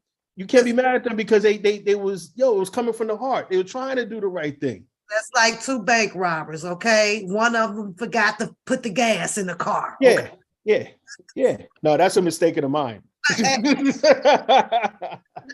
Absolutely. Yeah, that's a mistake of the mind. Yeah. Let me ask a question. Let me get this one to you quick. Yeah. To ask you, did you investigate the people, or if you know about this, that was trying to get gift cards and money posing as Mr. Kelly on Hangout and WhatsApp? Yeah, I still have that. Okay. But so see, that's why lawyers have to work with private investigators, because see, lawyers have different authority than I have. So like I can't subpoena certain records. You understand? I could bring them the information, but when it comes down to, finding out like who this email, well, I could look up email addresses and things like that. There's certain public records and things that I have access to. All right. And there's only a certain level that I could get to before you have to bring in like the authorities. All right. Because then that's when you get into subpoenas and things like that. All right. And judges have to, sign warrants and subpoenas and stuff like that. So, yeah, I looked into that briefly, and I just, hit a stone wall. All right. But I believe that there was some fraud in that, some manipulation. And there's still my thoughts on that. But the only thing I'm going to say is that it's not over. Okay. It's not over. Because you got to realize that we have to focus on Rob's case. You know what I'm saying? And this stuff was like, like deterrent. Yeah. There was an investigation pertaining to the break-in of his home. Yeah, that was like in 2017 while he's on tour. Spoke about it. I believe the guy who had the U-Haul and stuff was arrested, right? Yeah. I think that case is still going. But common sense would tell you that, well, he didn't do it by himself. No, Were you to check into that to see who was accomplice with that? No, that was it. That's a criminal investigation right there. Yeah. And it's still open. So I can't get involved in that.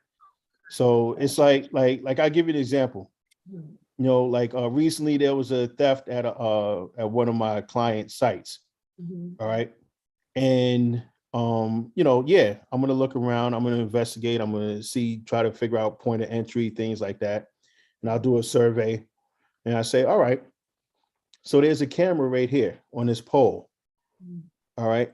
So I need to know whose camera that is so I can get video. All right. Now, if it turns out to be like the municipality, the city or whatever, if it's one of their cameras, now I have to put in a request to get video from that. You understand? But it's a process. You understand? So if it's the police department, if they're investigating it, so I have to reach out to the detectives because I'm not trying to be redundant or do anything that could hamper their investigation. So if they're investigating that theft, all right, because it was a crime, then they're going to do their part. And I'll contact them and say, listen, I'm looking into this because this is my client. There's a camera up here. Did you guys get video from that yet? And, they'll say, well, we're looking into it. We're going to get it, or no, we're not. So if they say, no, we're not, then I say, all right, well, I'll put in a FOIA request requesting the video because they're not even looking into it, but I want to look into it. But I'm not going to impede their investigation or be redundant because see, now if they're going to get it, all I got to do is just have, either I call in a favor and say, listen, I just need to see the video and we go from there or just go through the proper channels. So there's different ways to do stuff. Yeah. Okay. And that's when having a law enforcement background comes in handy because you're able to call in favors and speak the lingo and, and it's a small world, because you always wind up finding out that somebody, that you have somebody in common, especially when you're part of different organizations, Does this defense fund, it was said, or I guess, I don't know, is it under investigation? And what, if it is, what is it to be gainful out of it? Well, I'm going to tell you like this. Oh, go ahead. Finish. I'm sorry. Arrests to be made? Is there refund? What's the process with this? It's obviously everybody wants to know if the funds were there. Of course, you had Doug Anton. He made a statement, or I believe it's something about the money was in Bank America. I would think that's what he said. I don't know where the money was. Right. I went to go see Mr. Anton. Down though, how hard is it to solve this mystery? Well, what it is see, the thing is, and when I put out stuff, and what frustrates me is because I put out on my YouTube channel, I put it out through people to send out links and stuff. I need the information to get something. You understand? I need to know who my so-called victims are. And when I ask, for this information and ask to see, well, how many, how much money did you send? What are your receipts and things like that? I have one person send it to me. Wow. And I have been stating on my channel quite a bit. This is not complicated. Do people believe in what do you call it? Civil law? Where you get the group of people come together, because this is Yeah, a class action lawsuit. It's So I simple. would say on my channel, for all of the people, it doesn't take much to start a class. No. Yeah. So the people that did all of this donated, I can't understand why. I don't understand it. Bring together a board, you guys get together, hire someone and do Yeah. it. I could not understand. And that's all you got to do is just, you know, when I'm asking for, send me your receipts. And I got like 1 or 2 people that sent me their stuff. Maybe that was all. Because first of all, the reason why that's important, and because one, you got to prove that you sent the money. Exactly. You understand?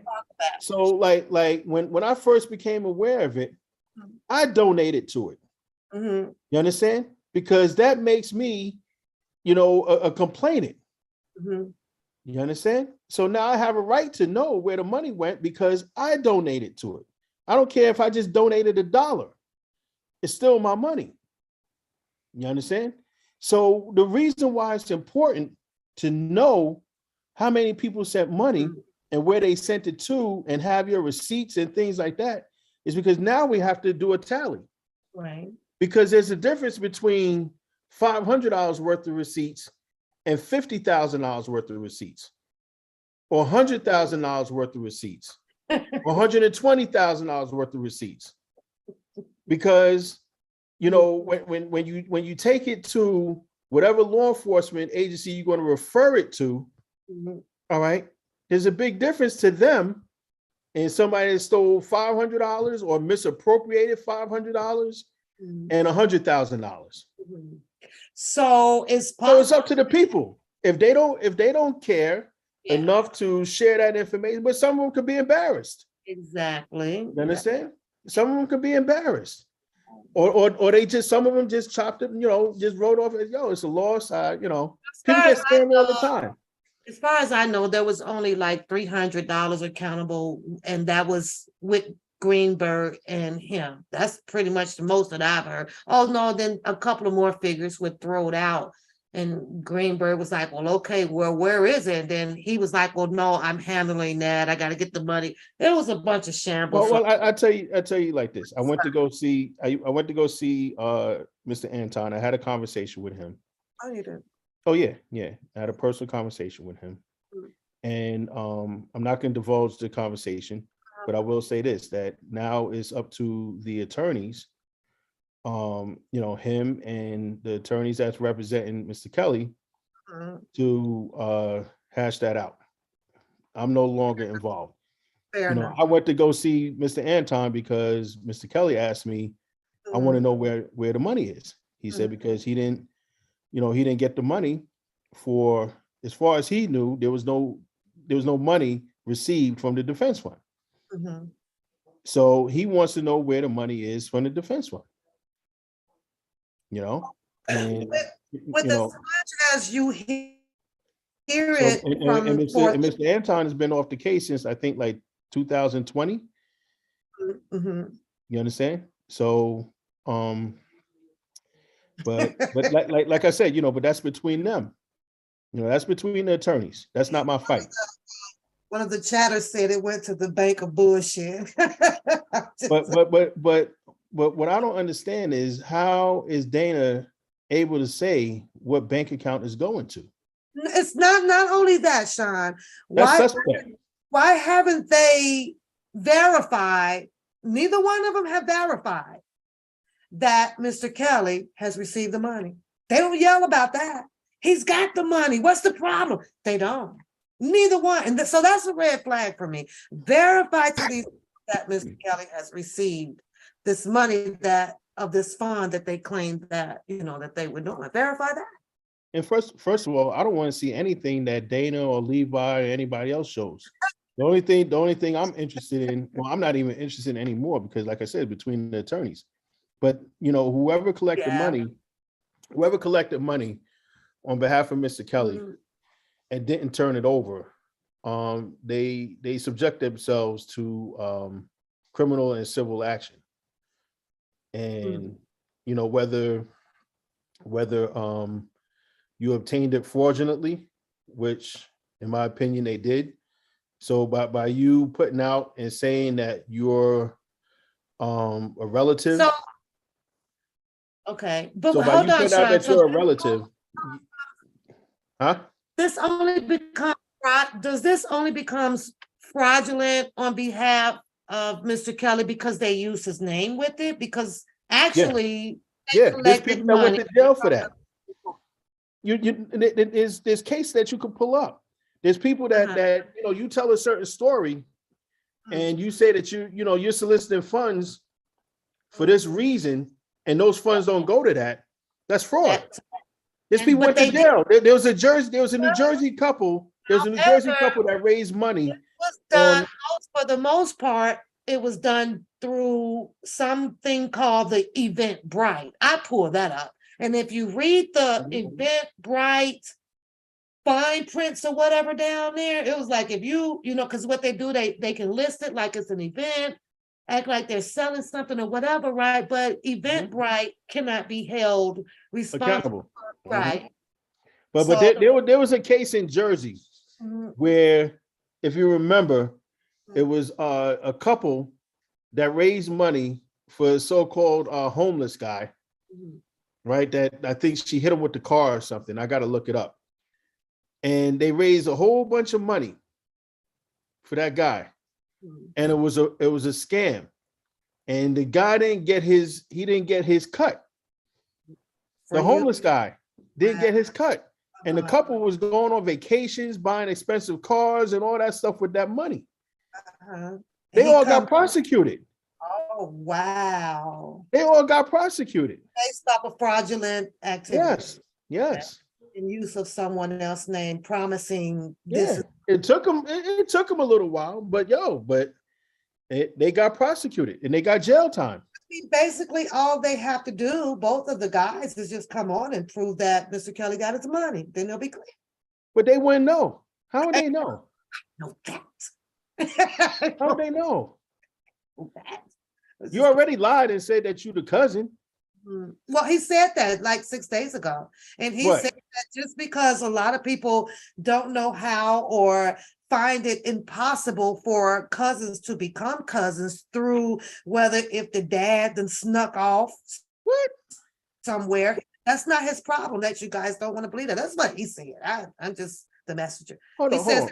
So that's like my cousin. My cousin not knowing that I'm his cousin. Or maybe your dad just never told you, your dad never told you. But somebody in the family would be able to know. Somebody in the family would be able to tie us together.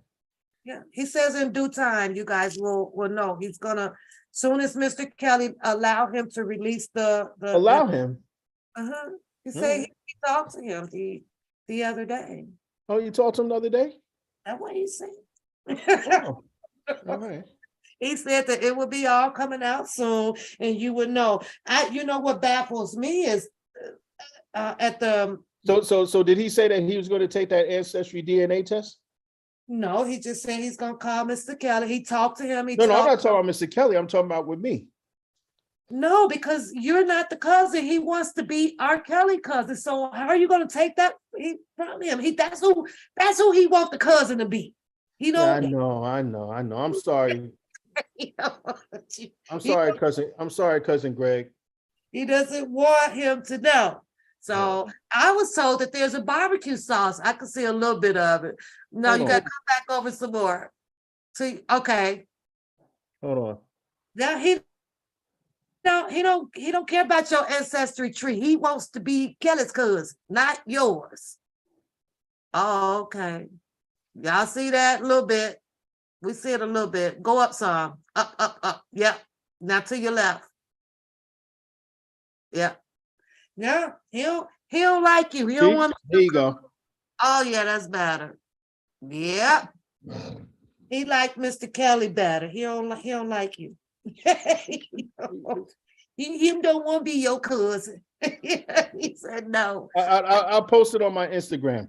Okay. So y'all can go to my Instagram at MA1 Security on Instagram. Let's talk about MA1. Can you tell us what MA1 means? Because Bookham gives a different description tonight in his live. It meant something else. Oh, really? Mhm. Oh my goodness. Something he found on Google or something. So what does your MA1 actually stand for? All right. Hold on. And also, if someone needs to have some type of security or event or something like that, you still do that where you can come out and can they contact you and say, hey, I want to hire you Yeah, for.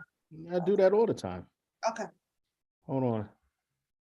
Let me see. Say Harold is the barbecue sauce. I heard that the Griggs. Oh, I love Harold's. Yeah. uh, Oh, you got a block where I can share a screen. All right. yeah, you're gonna have to email it to me, then I can put it No, up. no. If you got your computer up, just Google Navy Master at Arms. Okay, hold on. What are you doing? Let me find something else I'm using to ask you while I pull All right. this. Let me see if there's any more questions. And Because it's on my website. okay. So basically, MA1 in a nutshell. Tell me the name of it again. U.S. Navy or Navy Master at Arms. Master at AT Yeah. Arms.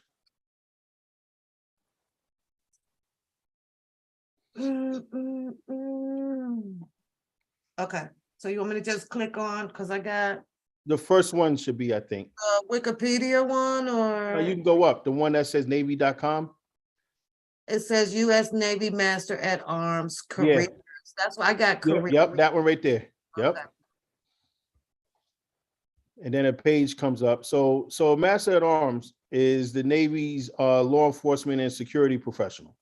Okay. All right. So that's what, and so in the Navy, rates are called, jobs are called rates. Mhm. So your rate is Master at Arms. So it's MA. So that's the rate. Mhm. And I was a first class petty officer. So Okay. they go MA 1 is a Master at Arms first class petty officer. Okay. So it's different ranks. Mhm. So it goes from, like MASN, that's a seaman, MA, that's a E3 by pay grade. Okay. And then it goes up to pay grades, and a first class is an E6. Okay. What's the E7? E7 is a chief. Okay. I know two E7s. So Yeah. In the Navy, that's a chief petty officer. okay. Gotcha. So when you scroll down, it just lets you know that, it's a security professional in the law enforcement, Mhm. And we handle everything from, ships to force protection on the base Mhm. to, like my main job was, so you have like dog handlers, you have investigators, you have, like my job was anti-terrorism force protection specialist. Mhm. So everybody has something that's within the Master at Arms rate. Gotcha. Oh God, you know what? I'm just looking at this photo here. I was watching, can't think of, it's on Netflix. I don't know. I just clicked on it last night, and it was pertaining the US Navy SEALs, and I think Coast Guard. And this is about the pirates that went to hijack the cargo. Yeah. With Photo reminds me of, and I kept, yeah, I'm sitting here, I'm looking at the technology yeah. that the US have, massively to be able to do this. And one of the scenes that really caught my eye was the way that they was organizing to get these pirates at the windows. Yeah. And had to wait until the confirmation of getting 3 green lights to have a shot, right? And it would be green or red, and he could no shot. And the commander would be, come on, guys, let me know. We got to get them to the windows. And they're talking to them on the phone, and it's all perfectly organized. And finally, it was 3 green lights. One of the Navy SEALs was saying to the commander, and he was like, take the shot. And all 4 of them went down at the same time. They went shot. I was like, amazing. And it's all due to the technology that the United States of America has, right? Yeah. Awesome. Okay, well, I wanted to clear that up because he said your inmate stood for something else. And I was like, No. And just like the time when he talked about when he read my my resume, right? And if you pulled up my website and you go to our team, right? And he tried to say because I'm a member of ASIS International, he's thought that I was down with Shabazz, you know, and I said, well, if you read what it was, you would know that that's not what it is. So ASIS is it's an international organization for security professionals, you know. So if he was a security professional, he would know what it was. No. I've had my share of laughter out here, but yeah, I thank you for popping in for a little clarity, which is something I pretty much knew. I don't fall for buffoonery. I just laugh at the buffoonery. There is nothing that he has done since his phases days that has convinced me to pick up any stick to participate in the marching band. There was just no, what was there that he was offering? I don't understand what the people saw. You're okay because what do you call super fan? Yeah. This is what we came out here for. This is not the person that should be having all of the freaking attention. How did him and the other one take all of the attention off of the purpose of coming out here, of lives being temporarily, distracted or postponed or whatever? Okay, this cannot possibly be real, so I don't know.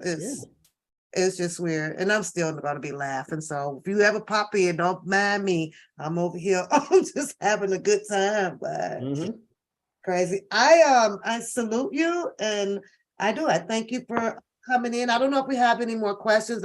You want to take the truth will prevail. My purpose of coming on is to educate people, and because like he says all this stuff and people tend to believe it because nobody is addressing it, They don't fact check it. And I don't want to have to spend my time doing this. You understand? There's things I'm working on, contracts right now. I got payroll, I got stuff to do, man. I don't feel like doing this. You have a main person that's out here that, I'm not a fan of. I don't follow it too much, but it comes down a timeline, and everybody has a nickname. So I call it kaleidoscope, and it paints all of these pictures together of a proposal of this person was involved and this person said this, and you can clearly see that a lot of it may come from copy and paste of clippings from a thread. It's not the whole thread. And I'm like, this is slander. This is propaganda. If you feel that all of the stuff that was painted together is so important and it was very useful, or I almost feel like she the PI. I ain't gonna lie.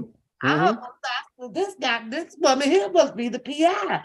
How is it that if all of this information is seemingly to be her truth, and I'm sure they say, well, the people are watching, and if this is the truth, then I can't, say, well, that didn't get Mr. Kelly released either, all it was a pointing fingers of, and it's her right to have her belief of how things played out. But what is not cool is to build your propaganda behind your belief. You know what I mean? Like a whole story. It's like a whole documentary. It was Barry and I'm like, well, geez, who is it? But then it left from the main people of what these people started calling these elite people, the higher up people, to just people posting on IG and Twitter. And I'm like, how? So I had to stop because it started me to drink a Snoop Dogg. I was like, what the hell is this shit here? But,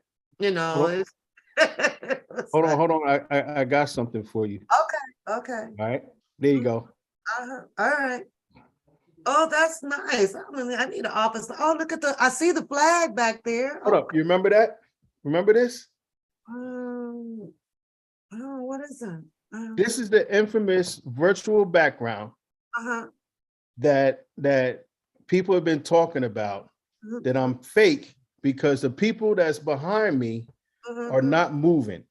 They stood in the same spot for my whole life, and that I'm fake because I'm in my office and nobody is moving. Yeah. This is the background. It's called a virtual background for Zoom. Yes, it is. For Zoom. Yeah. All right. Yeah. Okay. You done left from home to the office. God, he waving at y'all. It was, Jenna. It was like the battle of the PI. I don't know. That's pretty cool. You're right. You can do that. I have done it before. You're absolutely right. I remember when I first. So this is the same background that I did on my live. I had a joke. I did the joke. I had to confess about it because I was like, what in the world? But it's a good one. It's quality. Yeah. You understand? But you can't see the little, hold on. The little CBS logo down there. Yes, I see it. Channel CB. You know, I laugh so much. Well, I tell you this, it's better than having a image of a gorilla behind you when you. That's a pretty office. I like that. I was like, wow, really? Oh. Ain't no battle of the PIs either. Who's the PI? I talking about the one that was on his channel?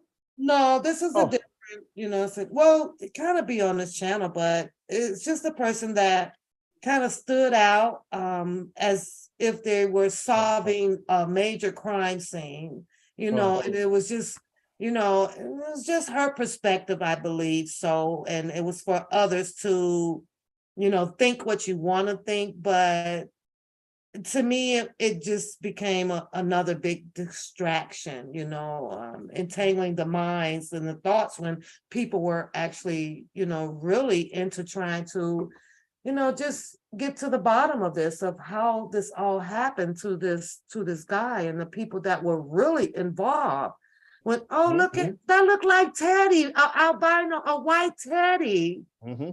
Yeah. So the one that you call Kaleidoscope. That's another one that the government used her stuff too. Oh, she put out a lot. She really did. Don't that look like Teddy, y'all? Look like a white Teddy. I have mine's called a Morky Poo. He just turned 15 on October 15th. What's this, a girl? No, that's my boy Jack.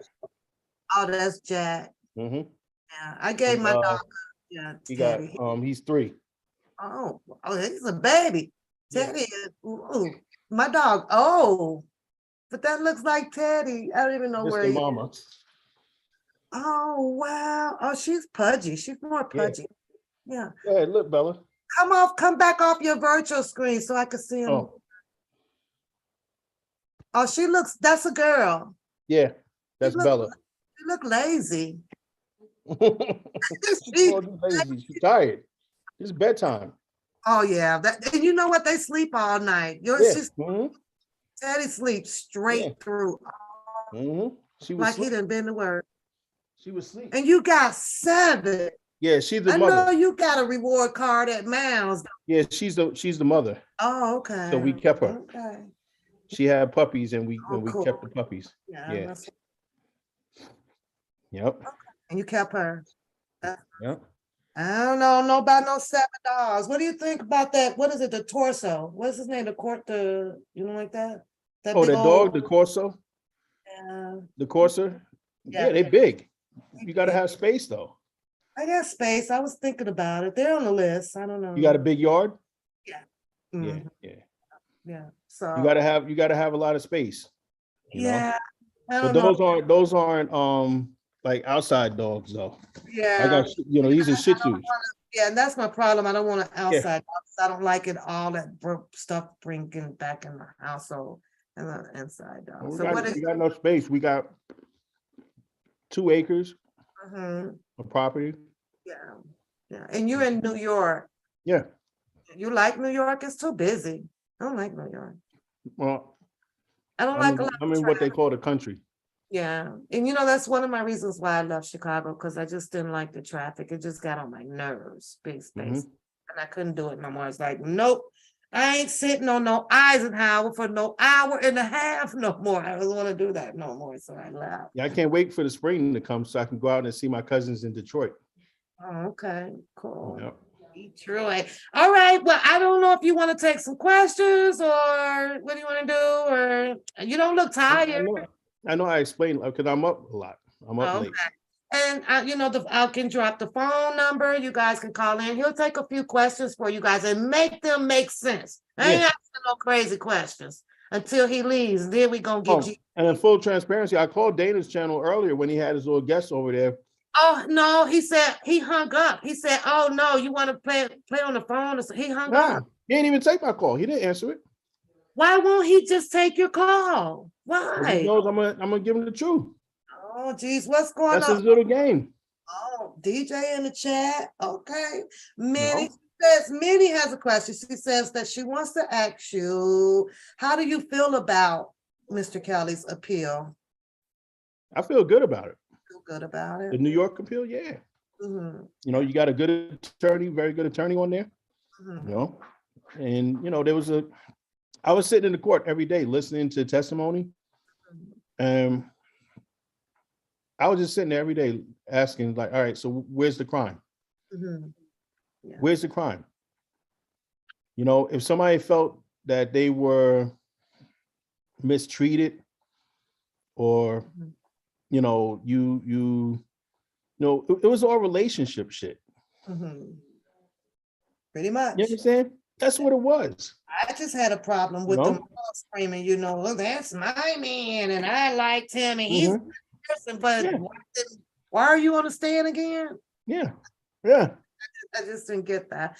And now that we've learned that they have been awarded pretty good amount of money, more than what people have out here. Well, too bad they can't use those text messages, but during the trial.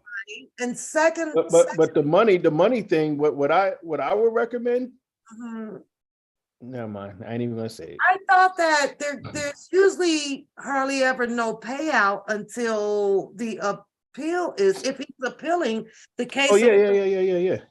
Like you can't do anything until all appeals are done. Right? Yeah. And this is what's behind, well, if it's true, Tasha K, a lot of time, because she's appealing that to the Supreme. Says, and if she's put in paperwork and has lawyers on that, there is no money to be paid out yet. Everything has to be settled out in order for the next step to proceed. So, but he has very good attorneys. You just got to be patient. Go ahead, Precious. I'm looking now. Precious say, I've asked you 3 times. Let me see it, Precious. Go ahead. What about his stolen emails? Is there an investigation going on? That's still being looked at. You got to realize that that's the attorney she's on that. That's a hot topic. Okay. And that's been brought up before. And waiting on the government. The government was investigating, and they got to do their part. But she's very much aware of that. She's very much aware of it, and she's on their neck about that. Wasn't that you? I'm not sure. I'm just asking if that was you. It was some time ago in the early on paperwork. I think probably late 2019, maybe early 20. And was that you that identified that there was an actual camera in one of the? So what it was is, that was in, I think, 2020. Okay. All right, 2020, 2021. I can't remember. And but I was visiting. Yeah, I was or something. Well, no. What it was is, Attorney Mike Leonard mentioned the fact because it was put into some court paperwork about when I went to go see Mr. Kelly at the MDC Chicago, MDC Brooklyn, MCC Chicago. They put me in a room. At first, and it had a camera housing that was like facing me. Mm-hmm. And I went to the guards, one of the correction officers, and I told him I wasn't going to sit in there, that I need to move with my client. Mm-hmm. And when I go into the room, I'm checking under the chairs, I'm checking under the table, I'm checking the room out. Mm-hmm. And I didn't say that there was a camera inside the housing. I just said that there's a camera housing and I don't know what's in there. Okay. You understand? So I'm not taking a chance on them having some type of recording device in there that could be recording. It's unethical. It's illegal. They're not supposed to do that. Because they made an argument about it in the paperwork, Yeah. But that was on top of, the whole thing that happened with his emails and things. So, if, you never know what a guard would do. I'm not saying that the facility did it, but you never know what a correction officer can do, what an employee can do, and when I come there, you basically directed me to that room, and I'm basically countering that because that's based on my training and my experience, that, I want to go to some place where you're not sending me. Mm-hmm. Right? Because you could be sending me to a room that's already set up for something. Exactly. Yeah, that's exactly. You understand? So what I mentioned, what I brought to the attorney's attention was, excuse me, the fact that they had a camera housing there. And listen, I didn't put it there. I don't know what's in there. I don't want to be in there. Mm-hmm. All right. So I know I'm not able to inspect it. So that was the deal with that. Okay. Of course, there was allegations thrown out here by your favorite slander over there about you being able to get in to receive letters or something, and that's how Choke No Joke got letters. Is that true or no? Well, he has, he has ways to communicate with people. Okay. And I'll just leave it at that. He communicates the way he feels that he needs to communicate, and all he wanted was to get his story out. Gotcha. All right. Yep. Fair enough. Fair enough. Oh, okay. You guys, come on, give me about 2 more questions, and then I'm gonna call it a good evening with Sean. Keep in mind, you guys, this was not planned. I am so grateful and blessed, and shout out to the person who asked Sean to come and give us a visit over here, and he's given us a lot of information tonight. So make sure y'all hit the like button and give Sean some thank yous in the chat, you guys, and I appreciate that. But 2 more questions. I think we kind of covered quite a bit of stuff. I don't know. Anything else, you guys? Okay, Kevin. DJ has a question. My brother. He has a question. Oh, because we ready to get into some shit. Ding ding over here. I can't leave my chat not laughing tonight now. Mhm. Perspective says, well, what was he going to? Oh, she wanted to know what were you going to say about those messages? I think I seen her put something up earlier and it went up too fast. She's talking about some text messages or something. Ask for his email. Okay, they want to know your email. Hold on, let me see if I can get perspective beginning. What text messages, she says, at Sean? What does it say about the money? So I don't know what she's talking. I guess she was talking about something. And oh, so I mentioned the text messages that were brought up in high maintenance in the court. Mm-hmm. So yeah. She Precious wants to know if you can drop your email, if I can have the mods drop your email. They have some information on the Hangouts fraud. I don't know if he's still investigating that stuff. No, you can send it. I keep that stuff in a folder. Okay, so so you can send it to investigations at MA1 Security. Gotta write it down because I'm not typing it in there yet. Write it down. Okay, go ahead. Hold on. Let me see. And DJ wants to know, when is the feds are going to indict you and him? I hear you back there. Okay, he's got it up, you guys. You see it there? Screenshot it. It was up. Put it back on one more time. I saw it. I don't know how did I see it, but I just saw it. Because I sent it through your Oh, it was Zoom. I don't know where do I get it from? It's in your messages. Go down to the bottom where it says chat. Okay, there it is. And then what? Just click on that? Yeah. Okay. And you could just copy and paste it and put it in the chat. Got it.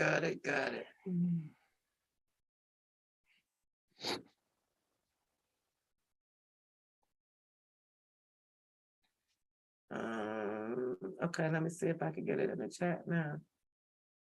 I said select all. Okay. Close that. Let me see if it's gonna come in here. No, that's different. It just let me copy. It just let me copy the email address, right? Right. No, it just let me highlight it. Just right click on it and hit copy. Did that.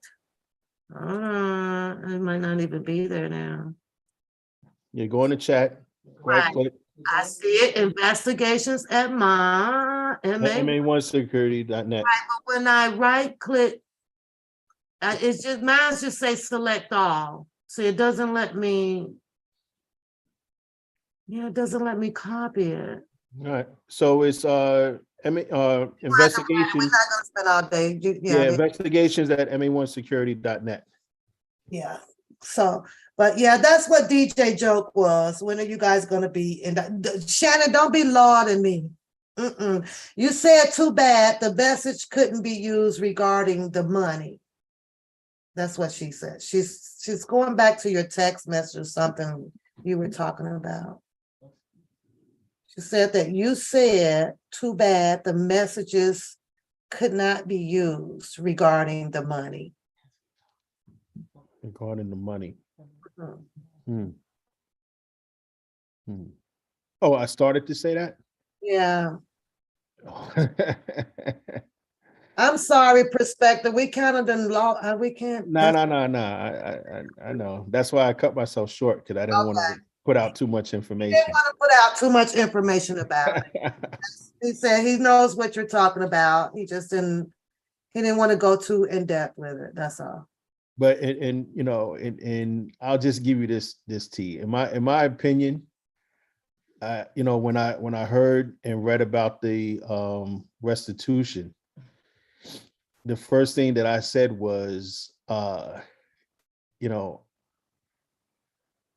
they came up with that amount. How did they come up with that amount? And how is it restitution when you testified that you were getting $5,000 to $10,000 a month? So if you're getting $5,000 to $10,000 a month, for whatever, 3 years, 4 years, whatever.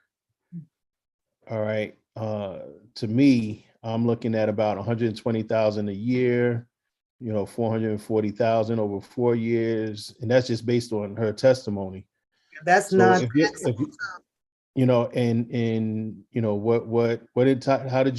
did they arrive at that amount for restitution? Because my personal opinion, based on not any privileged information, but what was testified to, my personal opinion is I haven't seen too many victims that got over $400,000 that now deserve to get restitution for a relationship that, in my opinion, and that's the way I look at it. Okay, I did. The link is in the chat. It's in the chat. How many people you got in the chat? Oh, geez, including in the bushes, 185. All right, so you got 185 in the chat, and I just want to know, from the people in the chat, based on testimony. All right, so it's public knowledge, it's testimony. Mhm. If you're in a relationship getting $5,000 to $10,000 a month, do you still consider yourself a victim where you don't have to worry about coming out of your pocket for anything? And you wasn't put on a pedestal. And I just don't understand that. How many people in the chat would, that's sitting at home right now on their computer? How many females are sitting at home right now on their computer? And they got a so-called no good ass nigga laying on their couch right now. And they wondering why they in that relationship and they ain't getting shit. And they wondering why they up on YouTube right now, because they got to get up in the morning and go work a 16-hour shift so they could do what they got to do to provide for their family and the nigga that's sleeping on their couch. Mhm. If anything, that's who I consider a victim. You're a victim of your relationship. But that's just my personal opinion, and that's based off of public information. Mhm. So what I want to know is, and just a question, with the women that's in your chat, I don't know how many out of the 185. Yeah. How do you feel about that? It was really just devastating to me because, you sit up and I listen to these females say, it's a monster. It was a monster and I was a monster. Well, that's not a monster. I don't know how they chose to define this as being monstrous and what? Huh? And turkey bags and what?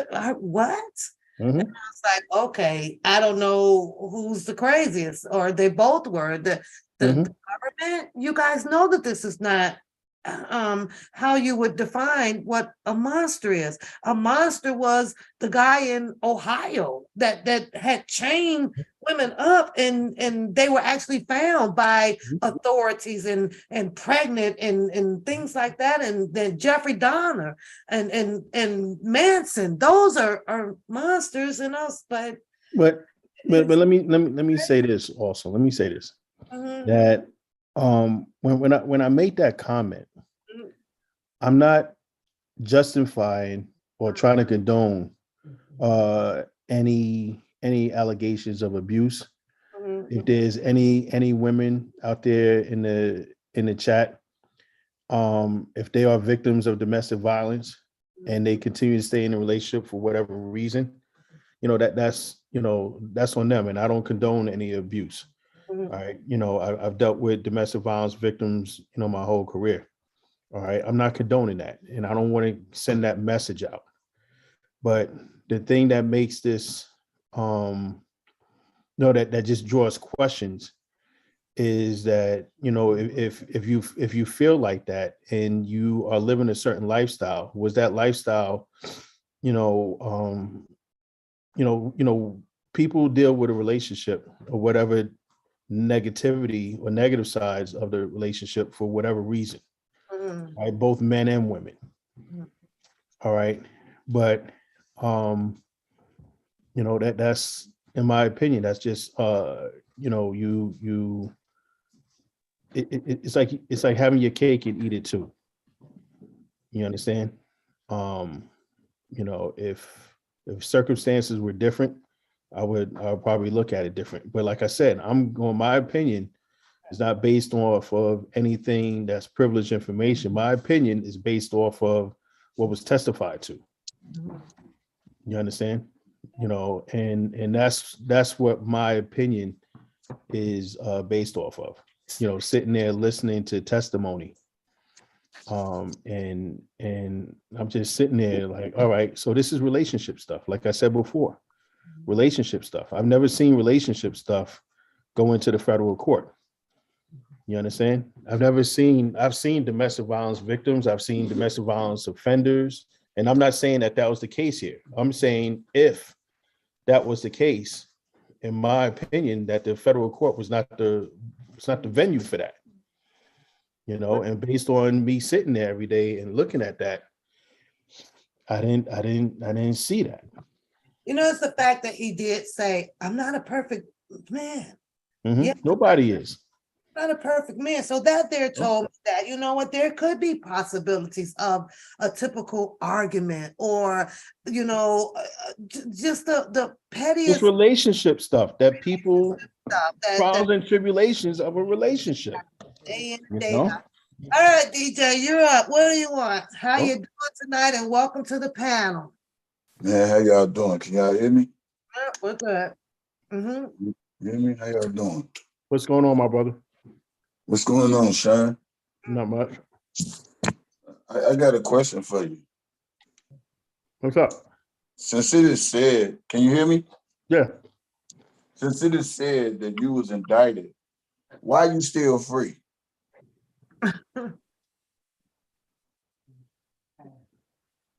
I mean, it was said you was indicted. I want to know why you still free.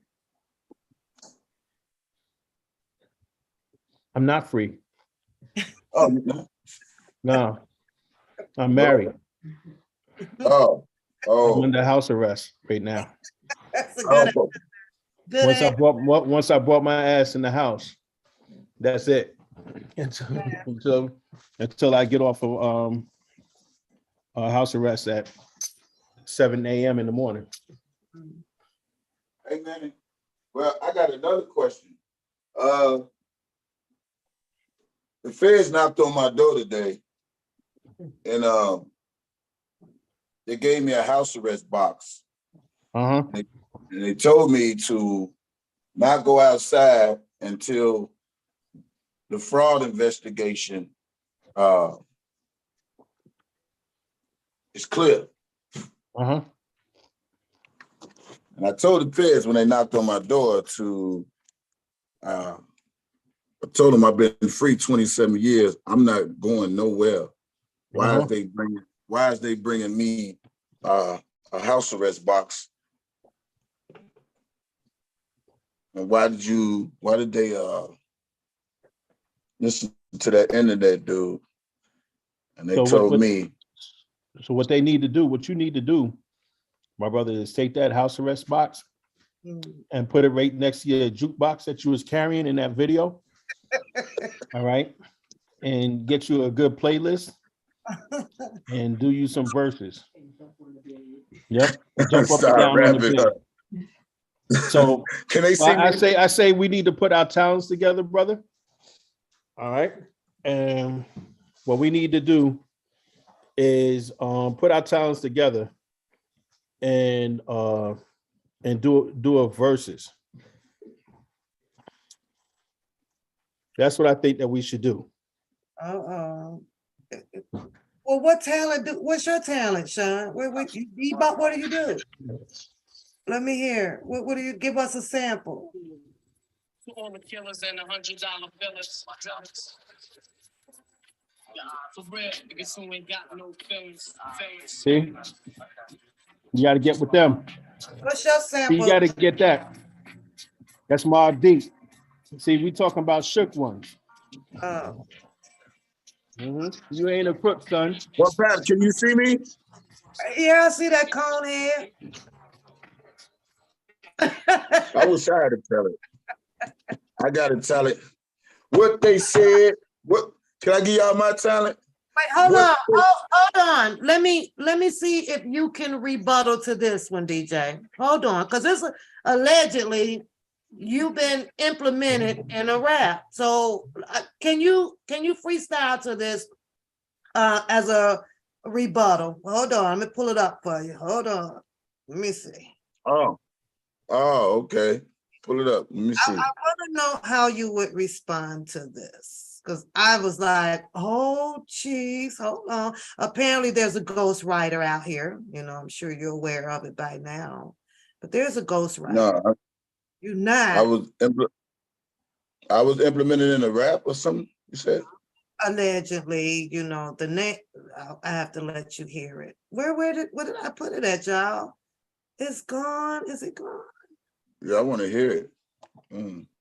I think did he take it down, y'all? I don't see it. Oh no, here it is. Okay, I got it. Okay, listen now. Listen. Then leave Robert Kelly. Devil, if the gospel, you the dumb and put it on the table, then you grab the liquor bottle. I ain't a killer, but don't push me. At the same time, I'm praying that you push me. It's pissy pussy, speaking of pussy, your whole team is pussy. Your friend actually ate a adopted minor child pussy. Your leader actually put his penis in his own daughter's pussy. So y'all pushing P. Y'all down with OPP. Okay, Fraud, so you're all about that PPP. yeah, he has a ghostwriter. And at first, Bookham does. So I listened to this over and over a couple of times, right? And I was like, what did this say? Apparently he has some type of beef going on with the Just Jazz girl. But of course, this ghost... Who doesn't he have a beef with? And why is he always beefing with women? I'm looking for some beef with him. Come beef with me. But then he goes in and this ghostwriter, at first I thought, and I was corrected, shout out to the females, right? Because they be correcting. I was like, is this ghostwriter saying something about Mr. Kelly is sleeping with the younger, whatever? And then it was like, so one of the ladies come back and they messaged me, it's like, well, they think that it's talking about a leader with DJ being this leader. And of course it goes into the allegations about the daughters, right? And I'm like, nah, DJ got to hit that one back. You're going to have to hit that one back because this ghostwriter here. But I thought it was back. Mr. Kelly, and I thought that if it was about him, like, no, you cannot possibly be a mentee allegedly and have someone saying these type of things like this. But I was standing correctly. But go ahead. Let me see. Let me get a beat. Let me see. He need a beat. We got got about 15 minutes, y'all. Let me get up 15 minutes. Here's my response. So maybe Here go my response to the ghostwriter. Listen to this. Can you hear this? Yeah, ghostwriter.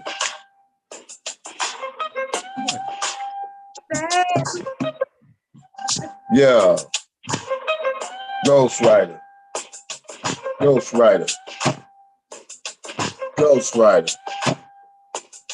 I see these niggas on these YouTube streets steady playing. I don't give a fuck what the ghostwriter's saying. He can't rap. It be rapping for Bozo. Bozo ain't nothing but a fucking pogo. All he do is talk shit like a bitch, like he run around YouTube sucking dick. He can say what he want when it come to me. I'm the freestyle king on the MIC. I don't write no lyrics, I don't write no rhymes. I can do this shit any day, any time. See, people, man, doing their thing because these niggas out there like chicken wings. They don't like me, I don't give a fuck. Every day they speak my name like they own my nuts. They can say what they want, I'm still getting them figures, but every time they speak my name, my nuts getting bigger. So he can say what he want to, cause I'ma get on YouTube and do what the fuck that I want to. You heard what the fuck I said. Levi talking bullshit. Where's the motherfucking feds? They say they're coming at my motherfucking door. The motherfuckers ain't coming for me, Joe. So y'all will keep on talking y'all shit. And if I get that nigga, I'ma fuck his bitch. Nah, just say I ain't gonna fuck with him. The baby mama ain't gonna do this.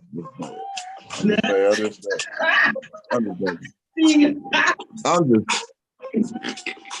ghostwriter. What the fuck is a ghostwriter? You got a nigga write raps on now? I didn't hear the shit. I mean, ghost rapper, come on now. I was like, oh Lord. Oh Lord, that nigga sound like he rapping like A, B, C, D, E, F, G, A, I, J, K, L, M, N, O, P, Q, R, S, T, U, V. What the fuck is he saying? I ain't hear the rap. Let's go hit back on it, and we got a hit back. So there it is. Oh. Man, they're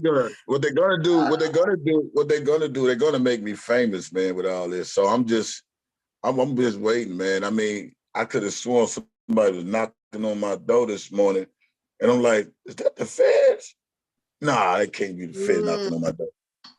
No, what? And it's almost 2023. The indictment's about to drop. I heard it's gonna be starring Sean and me as Mason brothers. I don't get that. I don't get it. It's just also nonsense. You know, I don't the terrorists and a terrorist. What is going on? What's going on? You know what I think it is, for real though, Bush and Sack? I think the true thing is they ain't getting no money no more. They not getting no type of money. I keep saying this over and over again that people just use their brain. They mad because the R. Kelly defense scheme and the dollar for the scheme has all been put to a stop in the name of Robert Sylvester Kelly. They not getting no more money. They not getting no more cash apps. That's over with for these guys. And I think that's what it is, you know. They ain't getting no more cash app. Not to speak on the sperm donor, but you got to realize something. Now that the sperm donor owes $40,000 in child support, I think it would be a disrespect to any of his followers if they send him any money. They might as well be saying they don't support the child support system that is made for unfit fathers who don't take care of their kids. So if they send him money and he owes it to his son or his daughter, whatever, they might as well say they don't give a fuck about him not being a father to his kids. I know people want to take, and let me just bring this up since we're talking about kids. My kids are grown, so I'm not tripping on none of that. And if they're tired to be mad at me, that's fine. They can do all that. I don't trip off that. One thing I do know for sure, I've been there, never left. And that's the record I'm gonna always have with mine. So all that who hollering and shit they be talking, I don't let that bother me, man. I just feel like, Jake, I just feel like this. laying next to each other. It tickles me. I'd be cracking up. I'm like, what is there? Where's the script? Can I see these scripts? Where do they come from? And at the end of the day, Man. Why? What is all of this? Hey, Pap, listen. Let me say this, because I don't think a lot of people heard me before. If my daughter got married in June, right? And if people really know how to read, much as time as the sperm donor been read the stuff over and over again. I thought it was said I wasn't invited to my own daughter's wedding. Did they said that? They said that, right? Right? Am I correct? It said I wasn't invited to my own daughter's wedding, right? They did not want you there. Yeah. Okay. But if they go back and read again, I thought they said I was mad because I wasn't walking my daughter down the aisle. Did they say that too? Yeah, it was that, and then also mad or something about what because you. But listen, but think about it now. If I wasn't invited, how would I be mad about not walking my daughter down the aisle if me and my daughter wasn't texting about it? Mm-hmm. So I had to be invited. You know what I'm saying? I had to be invited. What am I be mad for? You know, if I had to put my 2-cent conclusion on it, DJ, my summing it up would be, it ain't none of their goddamn business. I couldn't even rebuttal to that. I don't, you know me, I don't care what you think about my family. It ain't none of your business. And if you heard it and they said, so be it. I know my family. So, but I don't know. You guys. Hey, man. Not gonna help them. I surely wouldn't. If you say that this is what it is, then it is what the hell it is. But I'm not gonna help them solve nothing of what you're looking for. Right. I'm giving it to them. But I guess, like I said, and say it again and again and again and again. Niggas so worried about mine. Won't he worried about his and how his not being raised by him and what he not teaching them? That's how I say that. Because a nigga got too much time to be worried about everybody, family on the internet, everybody wives and all that old stuff. And I don't know these people, man. I don't know. My whole 51 years, I never seen like people who get on the internet and tag the feds much as they tag the feds and like showing their hand like they really snitches. And I never seen a lot like that. People to get on and say, I emailed the state's attorney this. I didn't think that I didn't expect to see people coming out to be more important than what the majority came out here to support. Like, who are you? You know, who are you? What are you in trouble for? Yeah. I never seen where a whole R. Kelly case come to somebody else's case. I ain't understand that part. Like, yes, R. Kelly, like, because I mean, after the whole R. Kelly, like, Fugazi bullshit was over with, I ain't know when people just say, okay, R. Kelly's over with. Like, let's lock this person up. Let's get into that person. Like, let's get into that person. Like, I don't even know how it would come to be about people personal lives. I heard a person say, oh, well, you know, people harassing me, people threatening my family and all that, when they've been the main ones on the internet targeting every R. Kelly supporter there is because of what's being said about the perpetrators and the whole R. Kelly thing. And then they flip it like we just, like you said, these terrorists, and we come messing with these people just out the blue when these people really came on the internet to taunt us because they didn't want a lot of things to be exposed in this whole R. Kelly situation. Yeah. You know what I'm saying? So now they flip the script. All of them are the victims. All of them is everybody that did all these things, but they ain't done nothing to nobody. This stuff and always like, so quick to run to the police. Always so quick to run and file charges and paperwork and this and that. On people that you don't know them, they don't know you besides the screen. Yeah. You understand? Yeah, I don't understand that. You in all these different states and stuff. And you know, like this dude got me scared, man. I'm looking to see if the mega bus come to New York from Atlanta. You know, I don't know what to expect. You know what I'm saying? Yeah. You know what? I'm scared. I'm scared too. Hey, I'm scared too because they in and out of Houston. So you know, I'm in fear for my life. They in and out of Houston. Every time I turn around, they just left. I'm like, well, when did you get here? Yeah. You know what I'm saying? If you just left, when did you get here? What's the purpose of coming here? Then I'm so tripped out about like there's so much of the victims. If you a victim, why you got my whole mama in the background of your screen? I ain't never seen nothing like this in my entire life where people got parents all in, your mama got to move and all this. And then what the Feds supposed to do when you tell them, motherfucker, I'm gonna split your shit, nigga, if I see you? What they supposed to do? Oh, matter of fact, put the Feds mama in the background and see how they feel about their mama being put on social media and ain't got nothing to do with the beef between you and me. Yeah, put the Feds mama in the background. You know, just they so quick to contact them. You know, you and obviously they can't win a fight when it come to me. I'm gonna speak on me. They can't win when it comes to these YouTube streets. So they try to find every little thing they can to think, I got him. No, you don't have me. I got you. I will pick this phone up and call Sherelle and tell her, look, Valentine's Day is coming, baby. Do you want me to be there? He said you can't.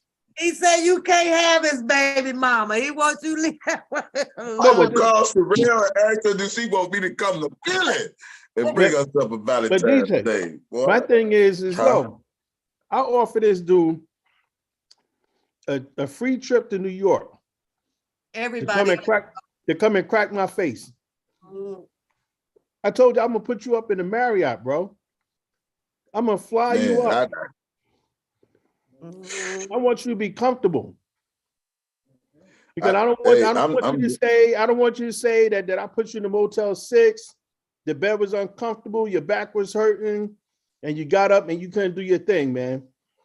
I want you to be comfortable. I want you to have a good night's sleep. I want you to be able to get up and take a shower for once in the week and be able to get out and come out here and do your thing. I just like to keep him sitting over there because it cracks me up when he says, DJ, when I see you, I'm gonna beat you the fuck up. I just love that part. No, I don't want to keep him sitting over there. I want him to sit across from the table. He wants to sit on the screen. Nah, I want him to sit across the table from me. Okay, but let Lily is on the panel. I think she was gonna drop some Please. and Lily, then you know it's past your bedtime, Lily. Take your butt to bed, girl. she said she got some bars. Go ahead, Lily. Hit us with the bars. Let me give you a drum roll though, Bo. Hello. Don't play with me. Yes, we can. Yeah. Okay. Well, I'm I don't want to coming hear down nothing about you tired tomorrow, Lily. on my occasion.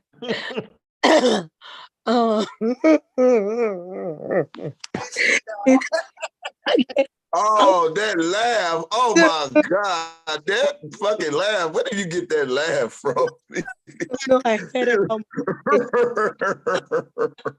but You listen. couldn't do no crime at the comedy show, I'll tell you that much. I can't laugh. I'm losing my voice. Listen, y'all gotta listen to me now. My voice is weak. I'm not supposed to be talking, but I couldn't pass this opportunity up. Some bar. Okay. Tell me you can hear me. You hear me? We can hear you. Okay. Check it out. My name is Alicia. I'm here on the mic. I'm gonna get right down and it won't take you probably have never heard of me, but you can start out by calling me Lee. I rap real good. So I'm told when I get through, I'll be the one you all hold. I'm devastating. I use my map, but I'm here on YouTube. I eat behind. And you know what? You know what that is? Supersonic. Supersonic. That's Roxanne. That was Roxanne. Roxanne. No. JJ Fad. You remember JJ Fad? That was MC Light. I'm JJ Fad and I'm here to rock. That's who Lily sound like. Supersonic. Well, thank you for your bars. Thank you and thank you. You know what else? Hey. Why don't you? She's got a website that I gotta put up. I'll put it up, and for her, what are you doing? The kitchen, Lily's kitchen, or something?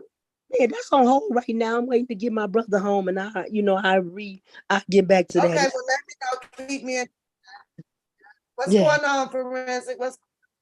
Yeah, so I don't know, but I'm gonna go rest my voice. I just came on here to show that I still had a little something too. That's all right. That's all right. No, Lily, you better get off here because they're gonna send this video to the feds. You better watch it. Let me tell you one thing. Papoose gonna be in the next indictment. Let me tell you something. Making money. First off, I am not scared of the feds because I have not done anything illegal. So that's it. That's all. Me either. Oh, you drink dark? This the only bars I got. I'm sorry. Oh my God. Good night. On that note, good night. Good night. The only bars I got. Dana said, do the walkie-talkie. That DJ. Say what? Dana said, do the walkie-talkie. 769-893. We got a guy on the internet perpetrating to take care of his kids. 10-4. The guy you're talking about is about 44, 45 years old, dark skin. We're approximately about 268 pounds, dark skin, look like a piece of shit. And you think he's a sovereign citizen. Do you know that guy? He's silly. 9876. I know that Negro. That Negro don't take care of no goddamn kids. That Negro believe he don't have to pay child support for his babies. No, let me stop. I think I did it good. Boy, I'm gonna go buy me a vest. No, let me stop, y'all, because you know why? If first thing they're gonna say is, y'all see, I don't start nothing with nobody. This is gonna be his commentary because he has none.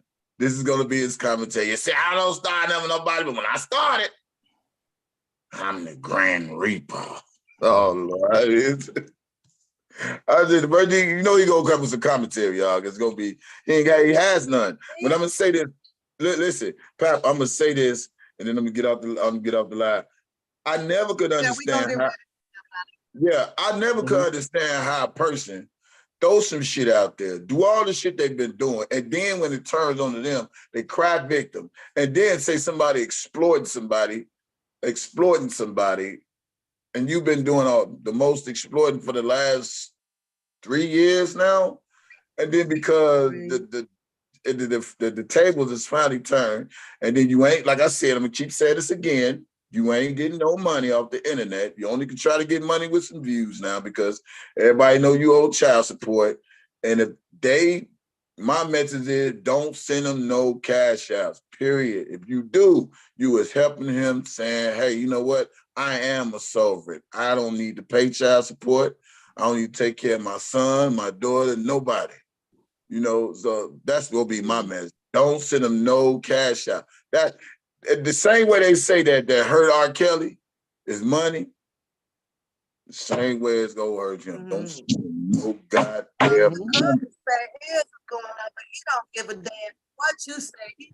He promote his PayPal, his Zelle, his P.O. box, and he don't give a damn what you say because he talked to Mr. Kelly a couple of days ago. And listen, he got it all verified, and he broke it down with the DNA and the dad. Yeah, blah, blah, you blah. can get. Yeah, I broke my asshole down. Listen, I broke my asshole down, and I don't even know how that looked. You know what I'm saying? But I of course you're gonna have to keep screaming that to make people think that you somebody when you really not. And I honestly keep saying this, and this just goes through my mind all the time. Papoose, they had to know that them people was coming to get R. Kelly, so they had to start up, you know, they did social medias and photo ops and being around R. Kelly and shaving their heads and putting the glasses on. Oh, he might be related to R. Kelly. I really truly think they knew the feds was coming for that man, so they had to get closer as much as they can with this man so they can have this stuff to run around the internet because they know R. Kelly ain't finna come and say, I don't know that nigga. He fighting the case. He got an indictment. You know what I'm saying? And I think they knew that, man. And I think, you know, the way they infiltrated that man's circle to get on here to do all that, and they always talking about the terrorist people is the reason. No, y'all the reason. The reason why Doug Anton wasn't his lawyer no more because of who? Because of who? The reason he got fired is because of who? Who he get fired because of? I don't know why he got fired, but I tell you this much: it don't look good. Wait, Sean. You can't say that. You do know why he got fired, because I know why he got fired. The reason he got fired because of Bozo. Bozo kept using him for a front runner for R. Kelly Defense Fund. I mean, let's just keep this shit a buck. Yeah, but you know the way I am, DJ. You know, it's like, you know, what I feel and what I could prove are two different things. You know what I'm saying? No, I can't say that I know the reason, but I can feel what the reason is. You know what I'm saying? Well, I'm saying that's the reason because for one, when you got this person who they always say, well, you seen them talking to the lawyers. What about when the lawyers was on Bozo channel? With Levi on there. Y'all always talking about the lawyer that got fired because of whatever. No, the lawyer was mainly on y'all channel because y'all mainly was supporting the Arcade Defense Fund. He was breaking down how much money was collected and where the money went to. He was all on Bozo Live. So that's the reason why he really got fired, because I believe Mr. Kelly found out that he was dealing with that pussy ass nigga. You know what I'm saying? And he said, fuck that, I don't want him. You know? And who to say if Doug would have been a lawyer, how he could have helped R. Kelly? That's why a lot of these people don't look at certain things and say, you know what? That's the reason why.